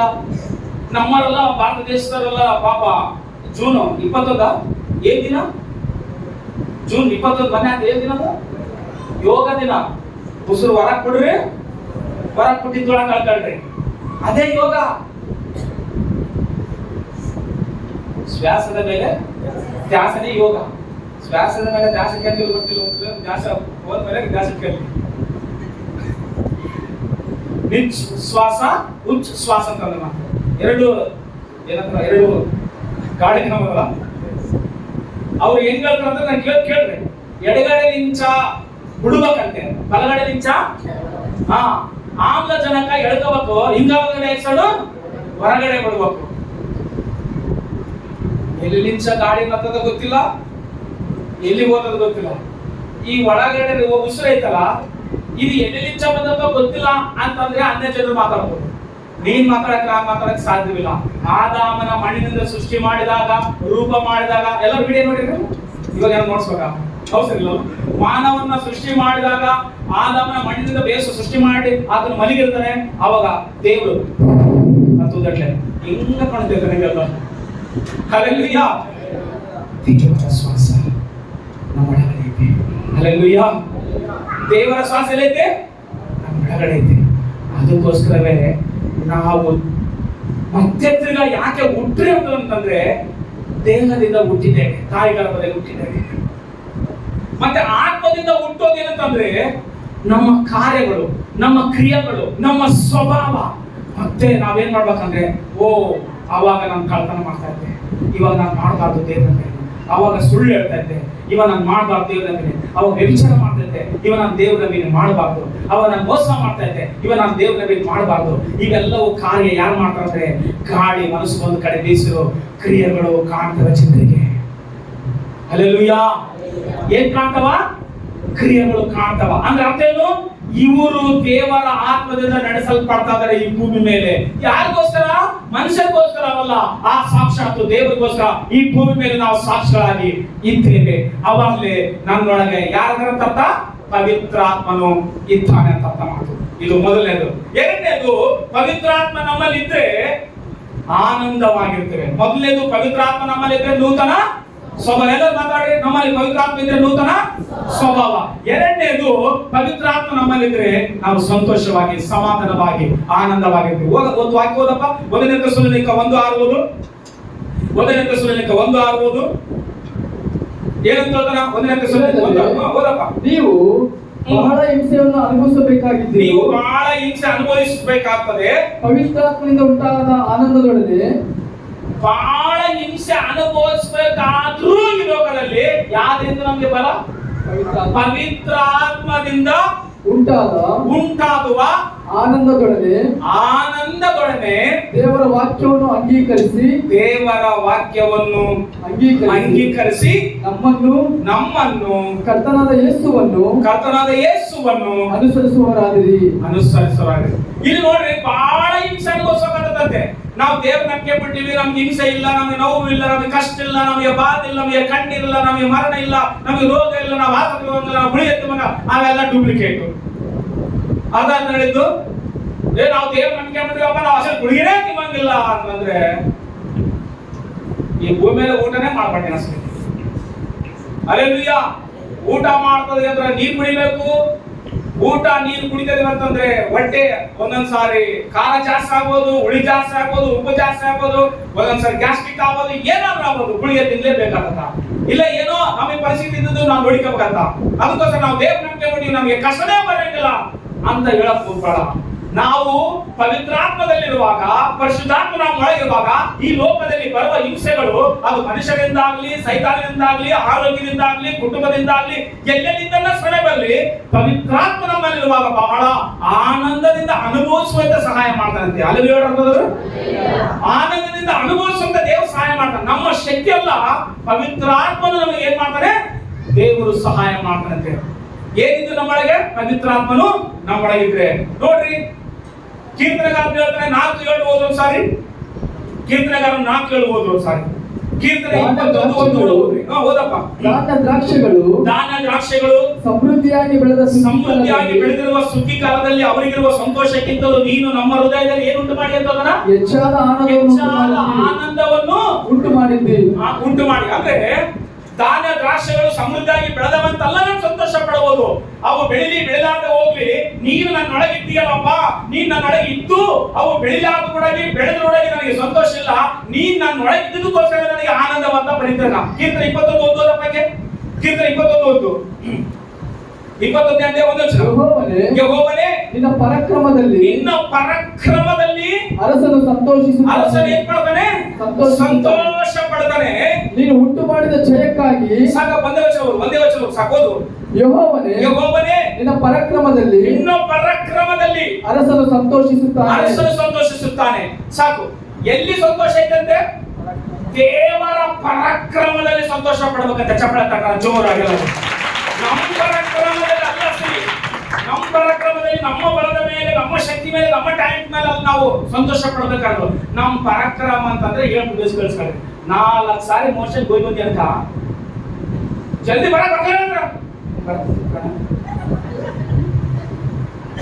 ಎಷ್ಟು ಸಾರಿ ಹೋಗಿ ಬಂದಿದ್ಕ? 4 ಸಾರಿ, ಇನ್ನೊಂದು ಎಕ್ಸ್ಟ್ರಾ ಕಳ್ರಿ. 5-6 ಸಾರಿ ಮೋಷನ್ ಹೋಗಿ ಬಂದಿ ಅಂತ ಬಾತ್ರೂಮ್ಗೆ. ಎಷ್ಟೊತ್ತಲ್ಲಿ ನಿನ್ನ ಕಾಯ್ದು ಎಷ್ಟೊತ್ತ? ಆಯ್ತಣ್ಣ ಬಂದೆ, ಇವಾಗ ಬಂದೆ ಅಣ್ಣ. ನಿನ್ ಪರಾಕ್ರಮ ಅಷ್ಟೇಣ? ಅಷ್ಟೇ ಪರಾಕ್ರಮ. ಏನಲ್ಲಿ ಹೆಚ್ಚಿಸ್ಕೊಳ್ಳಕ್ಕೆ ಏನಿಲ್ಲ ಅಂತ ಹೇಳ್ತಾನ. ಅದ್ರಲ್ಲಿ ಕೈ ಎತ್ಕೊಳ್ರಿ. ನಮ್ಮ ಪರಾಕ್ರಮ ಅಷ್ಟೇ ಅಲ್ವಾ? ಆದ್ರೆ ನಾವ್ ಯಾರ ಪರಾಕ್ರಮದಲ್ಲಿ ಸಂತೋಷ ಪಡ್ಬೇಕಂತ? ಯೆಹೋವನ ಪರಾಕ್ರಮದಲ್ಲಿ ಸಂತೋಷ ಪಡ್ಬೇಕು. ಕೀರ್ತನೆ 4:7 ಧಾನ್ಯ ದ್ರಾಕ್ಷಿಗಳು ಸಮೃದ್ಧಿಯಾಗಿ ಬೆಳೆದಿರುವ ಸುಗ್ಗಿ ಕಾಲದಲ್ಲಿ ಅವರಿಗಿರುವ ಸಂತೋಷಕ್ಕಿಂತ ನೀನು ನನ್ನ ಹೃದಯದಲ್ಲಿ ಉಂಟು ಮಾಡಿರುವ ಆನಂದವೇ ಹೆಚ್ಚಿನಂತವೇ. ಇನ್ನ ಎಲ್ಲಿ ಸಂತೋಷ ಪಡ್ಬೇಕಂತಂದ್ರೆ, ಈ ಲೋಕದಲ್ಲಿ ಏನ್ ಸಿಗುತ್ತೋ ಅದು ಬೇಕಾಗಿಲ್ಲ. ಪರಲೋಕದಲ್ಲಿ ನಮ್ಮ ಹೆಸರು ಜೀವಬಾಧ್ಯರ ಪುಸ್ತಕದಲ್ಲಿ ಹೆಸರು ಬರೆದವಂತ ಏನ್ ಕೊಡ್ಬೇಕಂತಾನ? ಗೊತ್ತಿದೆ ನೋಡಿ, ಜೋರ ಏನ್ ಕೊಡ್ಬೇಕಂತಾನ? ಗೊತ್ತಿಲ್ಲ ಸುಂದರ ಪಾಪ. ಥ್ಯಾಂಕ್ಸ್ ಅಪ್ಪ. ಓದಪ್ಪ, ವಾಕ್ಯ ಓದಪ್ಪ. ಲೂಕ ಬರೆದ ಸುವಾರ್ತೆ 10:20 ಓದಪ್ಪ. ಗೊತ್ತಿಲ್ಲ ನಮಗೆ. 10:20 ಓದು. ದೆವ್ವಗಳು ನಮಗೆ ಅಧೀನವಾಗಿವೆ ಅಂತ ಹೇಳಿ ಏನು ನಿನಗೆ ಟೆನ್ಷನ್ ತಗೋಬೇಡ, ಸಂತೋಷ ಅದಕ್ಕಾಗಿ ಪಡಬೇಡ. ನಮ್ಮ ಹೆಸರುಗಳು ಪರಲೋಕದಲ್ಲಿ ಬರೆದಿರ್ತವೆಂದು ಅಂತ ಹೇಳಿ ಸಂತೋಷ ಪಡಿ ಎಂಬುದಾಗಿ ಹೇಳಿದನು. ಎಲ್ಲಿ ಬರೆದಿರ್ತವೆ ಅಂತ ಹೇಳಿ ಸಂತೋಷ ಪಡ್ಬೇಕಂತಮ್ಮ? ಜೋರ ಹೇಳಿ ಇವಾಗ ನೋಡಿ, ಎಲ್ಲಿ ಬರೆದಿರ್ತವಂತಪ್ಪ? ಅದಕ್ಕೋಸ್ಕರ ನಿನ್ನ ಹೆಸರು ಪರಲೋಕದಲ್ಲಿ ಬರೆದಿಲ್ಲ. ನೋಡ್ಕೊಳ್ಳಲ್ಲ. ಎದಕ್ಕಂದ್ರೆ 2025 ಇದೀವಿ. ನಾನು ಅವಾಗ ಹೇಳಿದಲ್ಲ, ಯಾವಾಗ ಗೊತ್ತಿಲ್ಲ, ಎಷ್ಟು ಗೊತ್ತಿಲ್ಲ, ನಾವ್ ಯಾವಾಗ ಗೊತ್ತಿಲ್ಲ, ಏನ್ ಆಟ ಗೊತ್ತಿಲ್ಲ. ಇನ್ನ ಯುದ್ಧ ಇನ್ನ ಸಮಾಧಾನ ಆಗಿಲ್ಲ. ಇರಾನ್, ಇಸ್ರಾಯೇಲ್, ಇರಾಕ ಅಸಲಿ ಇನ್ನ ಸಮಾಧಾನ ಆಗಿಲ್ಲ. ಒಂದೊಂದು ಮಿಸೈಲ್ ಬಂದ್ರೆ ಒಂದು ಅಂಗಳ ಎಲ್ಲ ನಾಶವಾಗಿ ಹೋದಂತ ಅಂತ ಮಿಸೈಲ್ಗಳು ಕಳ್ಸಾರ ಅವ್ರು ಆ ಕಡೆ ಚಿಕ್ಕಡಿಗೆ, ಈ ಕಡೆ ಚಿಕ್ಕಡಿಗೆ. ಅವ್ರೇನು ಅವ್ರ ಮನೆ ಬಗಲಿಗಿಲ್ಲ, ಇವ್ರ ಮನೆ ಬಗಲಿಗಿಲ್ಲ. ಅವ್ರು ಬೆಂಗಳೂರಾಗದಾರ, ನಾವು ಬೆಳೆದಿಲ್ಲ. ಅಷ್ಟು ದೂರ ಇದ್ದು ಬಾಂಬ್ಗಳಾಗ್ತಾರೆ ಅವರಲ್ಲಿ. ನಾವು ಕುದಾಡೋದಂದ್ರೆ ಇಲ್ಲಿ ಚೌಕ್ ಆ ಕಡೆ ಹೋದ್ರೆ ಅಲ್ಲಿ ಚೌಕ್ ಈ ಕಡೆ ಹೋಗ್ಬೋದು. ಹತ್ತಿರ ತೋರ್ತಾವ. ಅವ್ರು ಎಲ್ಲಿ ಚಕ್ರ, ಅವ್ರು ಬೆಂಗಳೂರಾಗ ನಾವೆಲ್ಲಿದ್ವಿ ಬೆಳಗಾದ್ರೆ ಹಂಗಿದ್ದು ಅವ್ರು ಬಾಂಬ್ ಆಗ್ತದಂತೆ.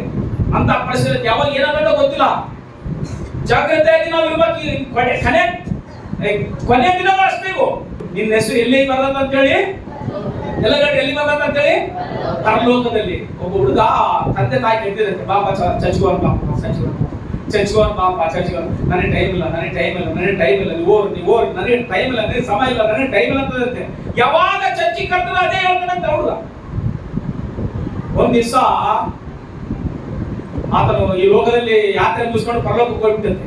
ಪರಲೋಕಕ್ಕೆ ಹೋದ್ರ ನಾವಪ್ಪ ನಾವು ಯಾವಾಗ ಹೇಳ್ತಾ ಇದ್ರು, ಪರಲೋಕ ಅಷ್ಟು ಸೂಪರ್ ಐತಿ, ಬಂಗಾರದ ಬೀದಿ ಐತಿ, ಅಲ್ಲಿ ಏನೋ ಇರ್ತದಂತೆ, ಬೆಳಗ್ಗೆ ಇರ್ತದಂತೆ, ಏನೋ ಭವಿಷ್ಯ ಅಡ್ಡ ಇರ್ಬೋದು ಅಂತ ಹೇಳಿ ಇತ್ತಾಗ ಹೋಗೋದ್ ಬಿಟ್ಟು ಅಕ್ಕ ಹೋಗುತ್ತೆ ಪರಲೋಕ ಕಡೆಗೆ. ಸರ ಓದ್ತಾ ಇದ್ರೆ ಅಲ್ಲಿ 2 ದೇವದೂತರು ಕೇಳಿದಂತೆ. ಗೇಟ್ ತಗೊಂಡು ಹೋಗ್ತಾರೆ. ಸ್ವಲ್ಪ ನಿಂತ್ಕಪ್ಪ, ಯಾರಂತ. ನಾನು ಭೂಲೋಕಲಿಂದ ಬಂದಿದ್ದು. ನಾನು ನಮ್ಮ ಮನೆ, ನಮ್ಮಮ್ಮ, ನಮ್ಮಪ್ಪ ಎಲ್ಲ ಚಚ್ಕೋತಿದ್ರು. ನಾನು ಹೋಗಿಲ್ಲ ಸೀರೆ, ಅದಕ್ಕೋಸ್ಕರ ಇಲ್ಲಿ ಬಂದ್ಬಿಟ್ಟು ನಾನು ಅದಕ್ಕೋಸ್ಕರ ದಾರಿ ಬಿಟ್ಟು ಪರಲೋಕಕ್ಕೆ ಬಂದಂತೆ. ಹಂಗಲ್ಲಪ್ಪ, ಪರಲೋಕಕ್ಕೆ ಒಳಕ್ ಹೋಗ್ಬೇಕಂದ್ರೆ ಇಲ್ಲಿ ಒಂದು ಪುಸ್ತಕ ಐತಿ. ಆ ಪುಸ್ತಕದಾಗ ಏನಿರ್ಬೇಕು? ಎಲ್ಲ ನೋಡಿ ಏನಿರ್ಬೇಕು? ಆಧಾರ್ ಕಾರ್ಡ್ ಅಲ್ಲಿ ಇರ್ಬೇಕು. ಅಲ್ಲಿಗೆ ನೋಡೋದು ಇಲ್ಲ ಆಧಾರ್ ಕಾರ್ಡ್ ಹೆಸರು ತೋರಿಸಿಲ್ಲ. ಅಲ್ಲಿ ನಡೆಯಂಗಿಲ್ಲ, ಇಲ್ಲಿ ನಡೀತದೆ ಏನೆಲ್ಲ ಮಾಡುವ. ಇಲ್ಲಿ ಹೆಸರು ಇರ್ಬೇಕಪ್ಪ. ಇಲ್ಲಿ ಒಂದು ಪುಸ್ತಕ ಐತಿ, ಜೀವಪಾತ್ರ ಪುಸ್ತಕ ಐತಿ, ಇಲ್ಲಿ ಹೆಸರು ಇರ್ಬೇಕು. ಹೆಸರು ಇದ್ದರೆ ಮಾತ್ರ ಒಳಗೆ ಬಿಡ್ತು ಅನ್ನಂತೆ.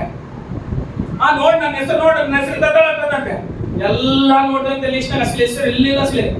ಹೋದೆ ಏನೋ ಮದುವೆ ಮಾಡಂತ ಎಡ್ಡಿಂಗ್ ಇರ್ತಾರೆ. ಏನಂತಾರ ಇಂಥ ಕುಟುಂಬದವ್ರಪ್ಪ ಮದುವೆ ಅಂತಿರ್ತಾರಲ್ಲ, ಏನಂತಾರ ಹೇಳ್ರಿ. ನಮ್ ಗೋತದಾಗ ನೋಡಂತೆ ಹೆಸರು, ಗೋತದಾಗ ನೋಡ, ಗೋತದಾಗ ಅಷ್ಟು ಅಡ್ರೆಸ್ ಇಲ್ಲ. ಗೋತದಾಗ ನಮ್ ಕುಂದ ನೋಡಂತೆ. ಕುಂದ ಅಡ್ರೆಸ್ ಹಸಿ ಅವಾಗ ಅಲಸ್ಬಿಟ್ಟು ಎದ್ರಾಗಿಲ್ಲ. ಹಸಿ ಹೆಸರು ಬೇರೆ ಅಂತ ಕೇಳಿದಂತೆ. ಈ ಬುಕ್ದಾಗ ಹೆಸರು ಬರೆದ ಯಾರ ಹೆಸರು ಅಂತ ಕೇಳುತ್ತೆ. ಈ ಬುಕ್ದಾಗ ಹೆಸರು ಬರೆದ ಯಾರಂದ್ರೆ ಯೇಸು ಪ್ರಭು ಅಂತೆ ಕರೆ ಆಗ್ತದೆ ನೋಡ್ರಿ ಹೆಂಗೆ ಕರೆ ಆಗ್ತದೆ ಆಗ್ತೇ ನಾನು ಡೀಲ್ ಮಾತಾಡ್ತಾ ಆಗ್ತಾ ಮಾತಾಡ್ಕೇನು ನನ್ನ ಹೆಸರು ಬರೆದ ರಾಶಿಲಿ ಹೆಂಗ್ ಮಾಡ್ತದೆ ಅಂತ ಕರೆ ಆಗತ್ತೆ. ಅವ ಈ ದೂತರಿಗೆ ಪ್ರಭುವ ಯಾರೊಬ್ರು ಯವನಸ್ಸು ಬಂದರ ತಾರಕಪ್ಪ ಬಂದ್ರ ಪರ್ಪಟ ಬಂದ್ರ ಬಾಪು ಅಂತ ಅವಾಗ ಯೇಸು ಸ್ವಾಮಿ ಹೇಳಿದ್ರೆ ಏನಪ್ಪಾ ನಿಂದು ಅಂತ ಕೇಳುತ್ತೆ. ಅಲ್ಲಪ್ಪ ಎಲ್ಲರ ಹೆಸರು ಬರ್ಗಡಿ ನನ್ನ ಹೆಸರು ಬರ್ಗಡಿ ಅಂತೆ ಬರ್ಯಾಕ ಟೈಮ್ ಇಲ್ಲಪ್ಪ ಅಂತೆ. ಬರ್ಯಾಕ ಜೋರ್ ಹೇಳ್ರಿ. ಇವತ್ತು ಯಾರನ್ನ ಸಭೆಗೆ ಕರೆಯುವಾಗ ನಿಮ್ಮ ಮಕ್ಕಳಾಗ್ಲಿ ನಿಮ್ ಗಂಡಂದರಾಗ್ಲಿ ನಿಮ್ ಹೆಂಡತಿಯರಾಗ್ಲಿ ಯಾರನ್ನ ಬರಾಕ ಟೈಮ್ ಇಲ್ಲ ಅಂದರಂದ್ರೆ ಕೈ ತೋರಿಸಲ್ಲ ಯಾಕೊಂದ್ಸರಿ ಆತ ಕೂಡ ಹೇಳ್ತಾನೆ ನನಗೆ ಕೂಡ ನಾನು ಬಹಳ ಸಾರಿ ಬುಕ್ಕ ತಗೊಂಡು ಕುತ್ಕೊಂಡೆಪ್ಪ ಬಹಳ ಸಾರಿ ಬರಿಬೇಕು ಕೂಡ ಅನ್ಕೊಂಡೆ ಆದ್ರೆ ಏನ್ ಸಿಗಲಿಲ್ಲ ನಿನ್ನ ಹೆಸರು ಬರಕ. ಹಲ್ಲೆಲೂಯಾ. ದೇವರನ್ನ ನಂಬಿಕೊಂಡಿರಿ, ರಕ್ಷಣೆ ಕಳ್ಕೊಬೇಡ್ರಿ, ಪರಿಶುದ್ಧಾತ್ಮ ಕಳ್ಕೊಬೇಡ್ರಿ, ಸದನ ಕಳ್ಕೊಬೇಡ್ರಿ, ದೇವ್ರನ್ನ ಕಳ್ಕೊಬೇಡ್ರಿ. ಎದಕ್ಕೂ ಗೊತ್ತಾ ನನಗೆ ಟೈಮ್ ಇಲ್ಲ ಅಂತ ಅನ್ಬೇಡ. ಅದನ್ನ ಕರ್ತಾನ ನನಗೆ ಟೈಮ್ ಇಲ್ಲ ಅಂದಿಗನಕ ಅಲ್ಲಿ ಹೇಳ್ತಾನ ನನಗೆ ಕೂಡ ನೀ ಬರಿಬೇಕಂತ ಕುತ್ಕೊಂಡಿದ್ದೀನಿ ಹೆಸರು ಏನಿಲ್ಲ ಟೈಮ್ ಇಲ್ಲಪ್ಪ. ಇವಾಗ ಟೈಮ್ ಇಲ್ಲ ಅಂದ್ರೆ ಎಲ್ಲಿಗೆ ಹೋಗ್ಬೇಕಂತ ಪರಲೋಕಕ್ಕಲ್ಲ ಎಲ್ಲಿಗೆ ಹೋಗ್ಬೇಕಾಗ ಅದಕ್ಕೋಸ್ಕರವೇ ನಮ್ಮ ಹೆಸರು ಪರಲೋಕ ಜೀವಬಾಂಧರ ಪುಸ್ತಕದಲ್ಲಿ ಐದೆಲ್ಲ ನೋಡ್ಕೋಬೇಕು ಹೊರತಾಗಿ ಇಲ್ಲಿ ಎಷ್ಟೈತೆ ಹೆಸರು ಅಂತ ನೋಡ್ಕೊಂಬದಲ್ಲ ನಾವು. ಹಲ್ಲೆಲೂಯಾ. ಮೊದಲನೇದು ನಮ್ಮಲ್ಲಿ ಪವಿತ್ರಾತ್ಮ ಅಂದ್ರೆ ನೂತನ ಸ್ವಭಾವ, ಎರಡನೇದು ಪವಿತ್ರಾತ್ಮ ಅಂದ್ರೆ ನಮಗೆ ಆನಂದವಾಗಿರ್ತದೆ ನಮ್ಮ ಬಲದಲ್ಲ ಯೆಹೋವನ ಪರಾಕ್ರಮದಲ್ಲಿ, ಮೂರನೇದು ಪವಿತ್ರಾತ್ಮ ನಮ್ಮಲ್ಲಿ ಅಂದ್ರೆ ಧೈರ್ಯ ಇರ್ತದೆ. 4:31 ಹೋದ್ರೆ ಅಪೊಸ್ತಲ ಕಾರ್ಯಗಳು 4:31 ವರ್ಷ ಅಪೊಸ್ತಲ ಕಾರ್ಯಗಳು ಅಲ್ಲೇ ಪಕ್ಕದಲ್ಲಿ ಹೀಗೆ ಪ್ರಾರ್ಥನೆ ಮಾಡಿದ ಮೇಲೆ ಅವರು ಕೂಡಿದ್ದ ಸ್ಥಳವು ನಡುಗಿತು. ಅವರೆಲ್ಲರೂ ಪವಿತ್ರಾತ್ಮ ಭರಿತರಾಗಿ ದೇವರ ವಾಕ್ಯವನ್ನು ಧೈರ್ಯದಿಂದ ಹೇಳುವರಾದರು. ಆಮೇಲೆ ಸಾರಿ ನಿನ್ನೊಳಗೆ ಪವಿತ್ರಾತ್ಮದ ಅಂದ್ರೆ ನಿನಗೆ ಭಯ ಪಡಂಗಿಲ್ಲ. ಎದಕ್ಕಂದ್ರೆ ಮಾತನಾಡುವವನು ನೀನಲ್ಲ, ಮಾತನಾಡುವವನು ಪವಿತ್ರಾತ್ಮ. ಆಮೇಲೆ ಜೋರು ಸಾರಿ ಹಲ್ಲೆಲೂಯಾ. ಅದಕ್ಕೋಸ್ಕರವೇ ಅವರು ಧೈರ್ಯವಾಗಿ ವಾಕ್ಯವನ್ನು ಸುವಾರ್ತೆಯನ್ನು ಸಾರಿದಂತೆ. ಎದಕ್ಕ ಅವರೊಳಗೆ ಏನಿದ್ದ ಪವಿತ್ರಾತ್ಮ. ನಾನು ಜೊಕ್ಕಿ ಮಾತಾಡ್ತಾನ ಅಂತಂದ್ರೆ ನನಗೆ ಒಳಗೆ ಜೊಕ್ಕಿ ಮಾತಾಡಿದ್ರೆ ಪವಿತ್ರಾತ್ಮ ಅನ್ಕೋಬೇಡ. ಒಂದೊಂದ್ಸಾರಿ ಯಾವ್ದಾದ್ರು ಒಂದು ಸೆಕೆಂಡ್ ಇರ್ತಂತ ಹುಷಾರಾಗಿರ್ಬೇಕು. ಹಲ್ಲೆಲೂಯಾ. ಕೆಲವರೆಲ್ಲ ಪವಿತ್ರ ಆತ್ಮ ಇದ್ರೆ ಧೈರ್ಯವಾಗಿ ಮಾತಾಡ್ತಾರೆ ಅಂತೇಳಿ ಸಭೆಗೆ ಪಾಸ್ ಆಗ್ಬಿಟ್ಟಾರ ಅಂತೇಳಿ ಜಗ್ಗಿ ಮಾತಾಡಿ ಬಿಟ್ಟಿಗೆ ಯಾವ್ದೋ ಒಂದ್ ಸೆಕೆಂಡ್ ಇರ್ತದ. ಎದಕ್ ಗೊತ್ತಾ ಪವಿತ್ರಾತ್ಮವಾಗ್ಲಿ ಏನನ್ನಾಗ್ಲಿ ಬರ್ಬೇಕಾದ್ರೆ ಎಲ್ಲಿ ಹೇಳ್ರಿ ಅಲ್ಲಲ್ಲಿಂಚನೆ ಬಂದು ಸೇರ್ಕೋಬೇಕಂತ. ಬೈಬಲ್ ನಲ್ಲಿ ಆಶ್ಚರ್ಯವಾದ ಸಂಗತಿಗಳು ಬರೋದು ಮೇಲೆ ಕೆಳಗಡೆ. ಸಮಯವೆಲ್ಲ ದಾರಿನ ಅಭಿಷೇಕ ಮಾಡಿದ ಕೂಡಲೇ ಪರಿಶುದ್ಧಾತ್ಮ ನಲ್ಲಿ ಬಂದು ನಿವಾಸ ಮಾಡಿದ್ರು. ಸೌಲನ್ನ ಪರಿಶುದ್ಧಾತ್ಮ ಬಿಟ್ಟೋಯ್ತಂತೆ. ಏನ್ ಬಂದ್ ಸೇರ್ಕಂತೆ? ದುರಾತ್ಮ ಬಂದ್ ಸೇರ್ಕಂತೆ. ಪರಿಶುದ್ಧಾತ್ಮ ಇರುವಾಗ ದುರಾತ್ಮ ಇರಕಲ್ಲ, ದುರಾತ್ಮ ಇರುವಾಗ ಪರಿಶುದ್ಧಾತ್ಮ ಇಲ್ಲ. ಇದ್ರ ಆತನ ಇರ್ಬೇಕು, ಇಲ್ಲ ಅಯಮನ ಇರ್ಬೇಕು. ಹಲ್ಲೆಲೂಯಾ.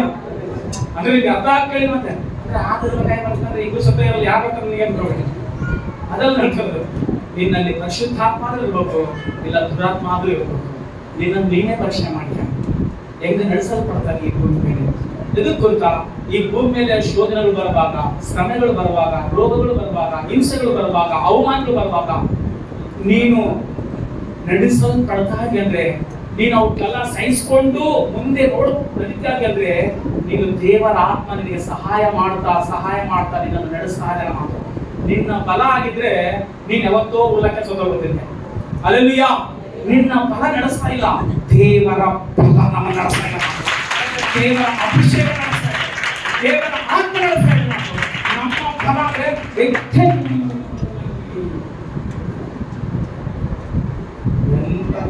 ಪರಾಕ್ರಮಶಾಲಿಗಳು ಬೈಬಲ್ ನಲ್ಲಿ ಓಡೇಗಿ ಚಾಲೆ ಮಾಡ್ತಾರೆ ಮಕ್ಕಳು. ನಾನು ಸುತ್ಕೊಳ್ಳು ಅಂತ ಯಾರು? ಶಾಲೆ ಮಾಡಿದ ಕೆಳಗೆ ಹೊಟ್ಟೆ ಓಡಲ್ಲಿ ಮಕ್ಕಳು ನಾನು ಸತ್ಕೊಳ್ಳು ಯಾರು ಇಲ್ಲಿ ಬೆಂಕಿ ತರಿಸನ ಮ್ಯಾಗಿಂಚ ಒಬ್ಬ ಹೆಣ್ಮಗಳು ಭಯ ಬಿಡ್ಸಾಳ ನಾಳೆ ನೀನು ಸಿರ ಇದ್ರೆ ಕೇಳಂತಲ್ಲ ಅಂತ ಹೊಟ್ಟೆವರ ಊರ್ಬಿಟ್ಟು ಎಲ್ಲಿ ನಿಂಚ ತರಿಸನ ಆಕಾಶದಿಂದ ಬೆಂಕಿ ಭೂಮಿಗಿಳಿಸನ ಸವಾಲ್ ಮಾಡನ ಆದ್ರ ಬರೇ ಒಬ್ಬ ಹೆಣ್ಮಗಳು ಬೈತಾಳ ಏ ಎಲಿಯ ನಮ್ ಜನರನ್ನ ಸಾಯಿಸಿಯ ನಾಳೆ ನಿನ್ನ ಭುಜದ ಮೇಲೆ ಸಿರ ಇದ್ರೆ ಕೇಳಂತ ಊರು ಮನುಷ್ಯನ ಎಲ್ಲರನ್ನ ಬಿಟ್ಟು ಓಡಾಗಂತೆ ಎಲ್ಲಿ ಓಡಾಗ ಅಡಿಗಾಕ ಓಡಾಗಿ ಜಾಲೆ ಮಾತ ಕಳ ಮಕ್ಕಳು ನನ್ನ ಕರ್ಕೊಂಡು ಎಂತರಿಗೂ ತಪ್ಪಿದ್ದಲ್ಲ ನಾವು ಅದಕ್ಕಂತೀವಿ ನಾವು ಬಹಳ ಮನಸ್ಸಾಗದು ನಾವು ಏನಾರ ಬರಲ್ಲ ಎದುರಿಸ್ಬ ಅದರ ನೋವು ಅದರ ಭಾರ ಅದರ ಅನುಭವ ಅದು ಬಂದಾಗ ಅಂತ ಪರಾಕ್ರಮಶಾಲಿಯಾದ ಎಲಿಯ ಏನಂತಂದ್ರೆ ನನ್ನ ಏನ್ ಮಾಡ್ಲು ಸಾಯಿಸ್ಬಿಡಪ್ಪ ನನ್ನ ಸಾಯಿಸ್ಬಿಡು ಏನೆಲ್ಲ ರೀತಿ ನೋಡ್ತಾರೆ ಬಾಕಿ ಗೊತ್ತಿಲ್ಲ 19ನೇ ತೇದಿ ಮೊದಲ ವರ್ಷಗಳು 19ನೇ ತೇದಿ ಓದ್ರಿ 5ನೇ ವರ್ಷ ಓದ್ರು ಸಾರಿ ನೇರವಾಗಿ ಸಿಗಂತಿಂಗ್ ಅದು ಏನಂತದ ಅದೇ ಗಿಡದ ಕೆಳಗೆ ಮಲಗಿಕೊಂಡು ನಿದ್ರೆ ಮಾಡಿದನು ಮೇಲೆ ಓದು ತರುವಾಯ ತಾನೊಬ್ಬನಾಗಿ ಅರಣ್ಯದೊಳಗೆ ಒಂದು ದಿವಸ ಪ್ರಯಾಣದಷ್ಟು ದೂರ ಹೋಗಿ ಒಂದು ಜಾಲಿ ಗಿಡದ ಕೆಳಗೆ ಕುಳಿತುಕೊಂಡು ಒಂದಿನ ವರ್ಷದಿಂದ ಓದಪ್ಪ ಎಲಿಯನು ಎಲ್ಲಾ ಪ್ರವಾದಿಗಳನ್ನು ಕತ್ತಿಯಿಂದ ಸಂಬಂಧಿಸಿದನು ಅವನು ಮಾಡಿದ ಬೇರೆ ಎಲ್ಲ ಕಾರ್ಯಗಳನ್ನು ಆಹಾಬನು ಈಜೆಬೆಲಿಗೆ ತಿಳಿಸಿದಾಗ ಆಕೆಯು ಎಲಿಯನ ಬಳಿಗೆ ದೂತರನ್ನು ಕಳಿಸಿ ಅವನಿಗೆ ನೀನು ಪ್ರವಾದಿಗಳ ಪ್ರಾಣವನ್ನು ತೆಗೆದಂತೆ ನಾಳೆ ಇಷ್ಟೊತ್ತಿಗೆ ನಾನು ನಿನ್ನ ಪ್ರಾಣವನ್ನು ತೆಗೆದೇ ಹೋದ್ರೆ ದೇವತೆಗಳು ನನಗೆ ಬೇಕಾದುದನ್ನು ಮಾಡಲಿ ಎಂದು ಹೇಳಿ ಕಳಿಸಿದಂತಷ್ಟೇ ಸುದ್ದಿ ಹೋಯ್ತು. ಅವಾಗ ಅವನು ಇದನ್ನು ಕೇಳಿದ ಕೂಡಲೇ ತನ್ನ ಪ್ರಾಣ ರಕ್ಷಣೆಗಾಗಿ ಅಲ್ಲಿಂದ ಹೊರಟು ಯೆಹೂದ ಬೇರ್ಷೆಬಕ್ಕೆ ಬಂದು ಅಲ್ಲಿ ತನ್ನ ಸೇವಕರನ್ನು ಬಿಟ್ಟು ತರುವಾಯ ಒಬ್ಬನೇ ಅರಣ್ಯದೊಳಗೆ ಹೋಗಿ ಒಂದು ದಿವಸ ಪ್ರಯಾಣ ಮಾಡಿ ದೂರ ಹೋಗಿ ಒಂದು ಎಲಿ ಮಕ್ಕಳನ್ನ ಓಡಗಿ ಜಾಲಿ ಗಿಡದ ಕೆಳಗೆ ಕೂತ್ಕೊಂಡು ಅಪೇಕ್ಷಿಸಿದನು. ಏನ್ ಬೇಡಿಕೆ ನನ್ನ ಸಾಯಿಸ್ಬಿಡಪ್ಪ ಆಯಮ್ಮ ಸಾಯಿಸ್ನಂತ ಹೇಳಪ್ಪ ಯಾರಮ್ಮ ಹಿಜ್ಬೇಲಳು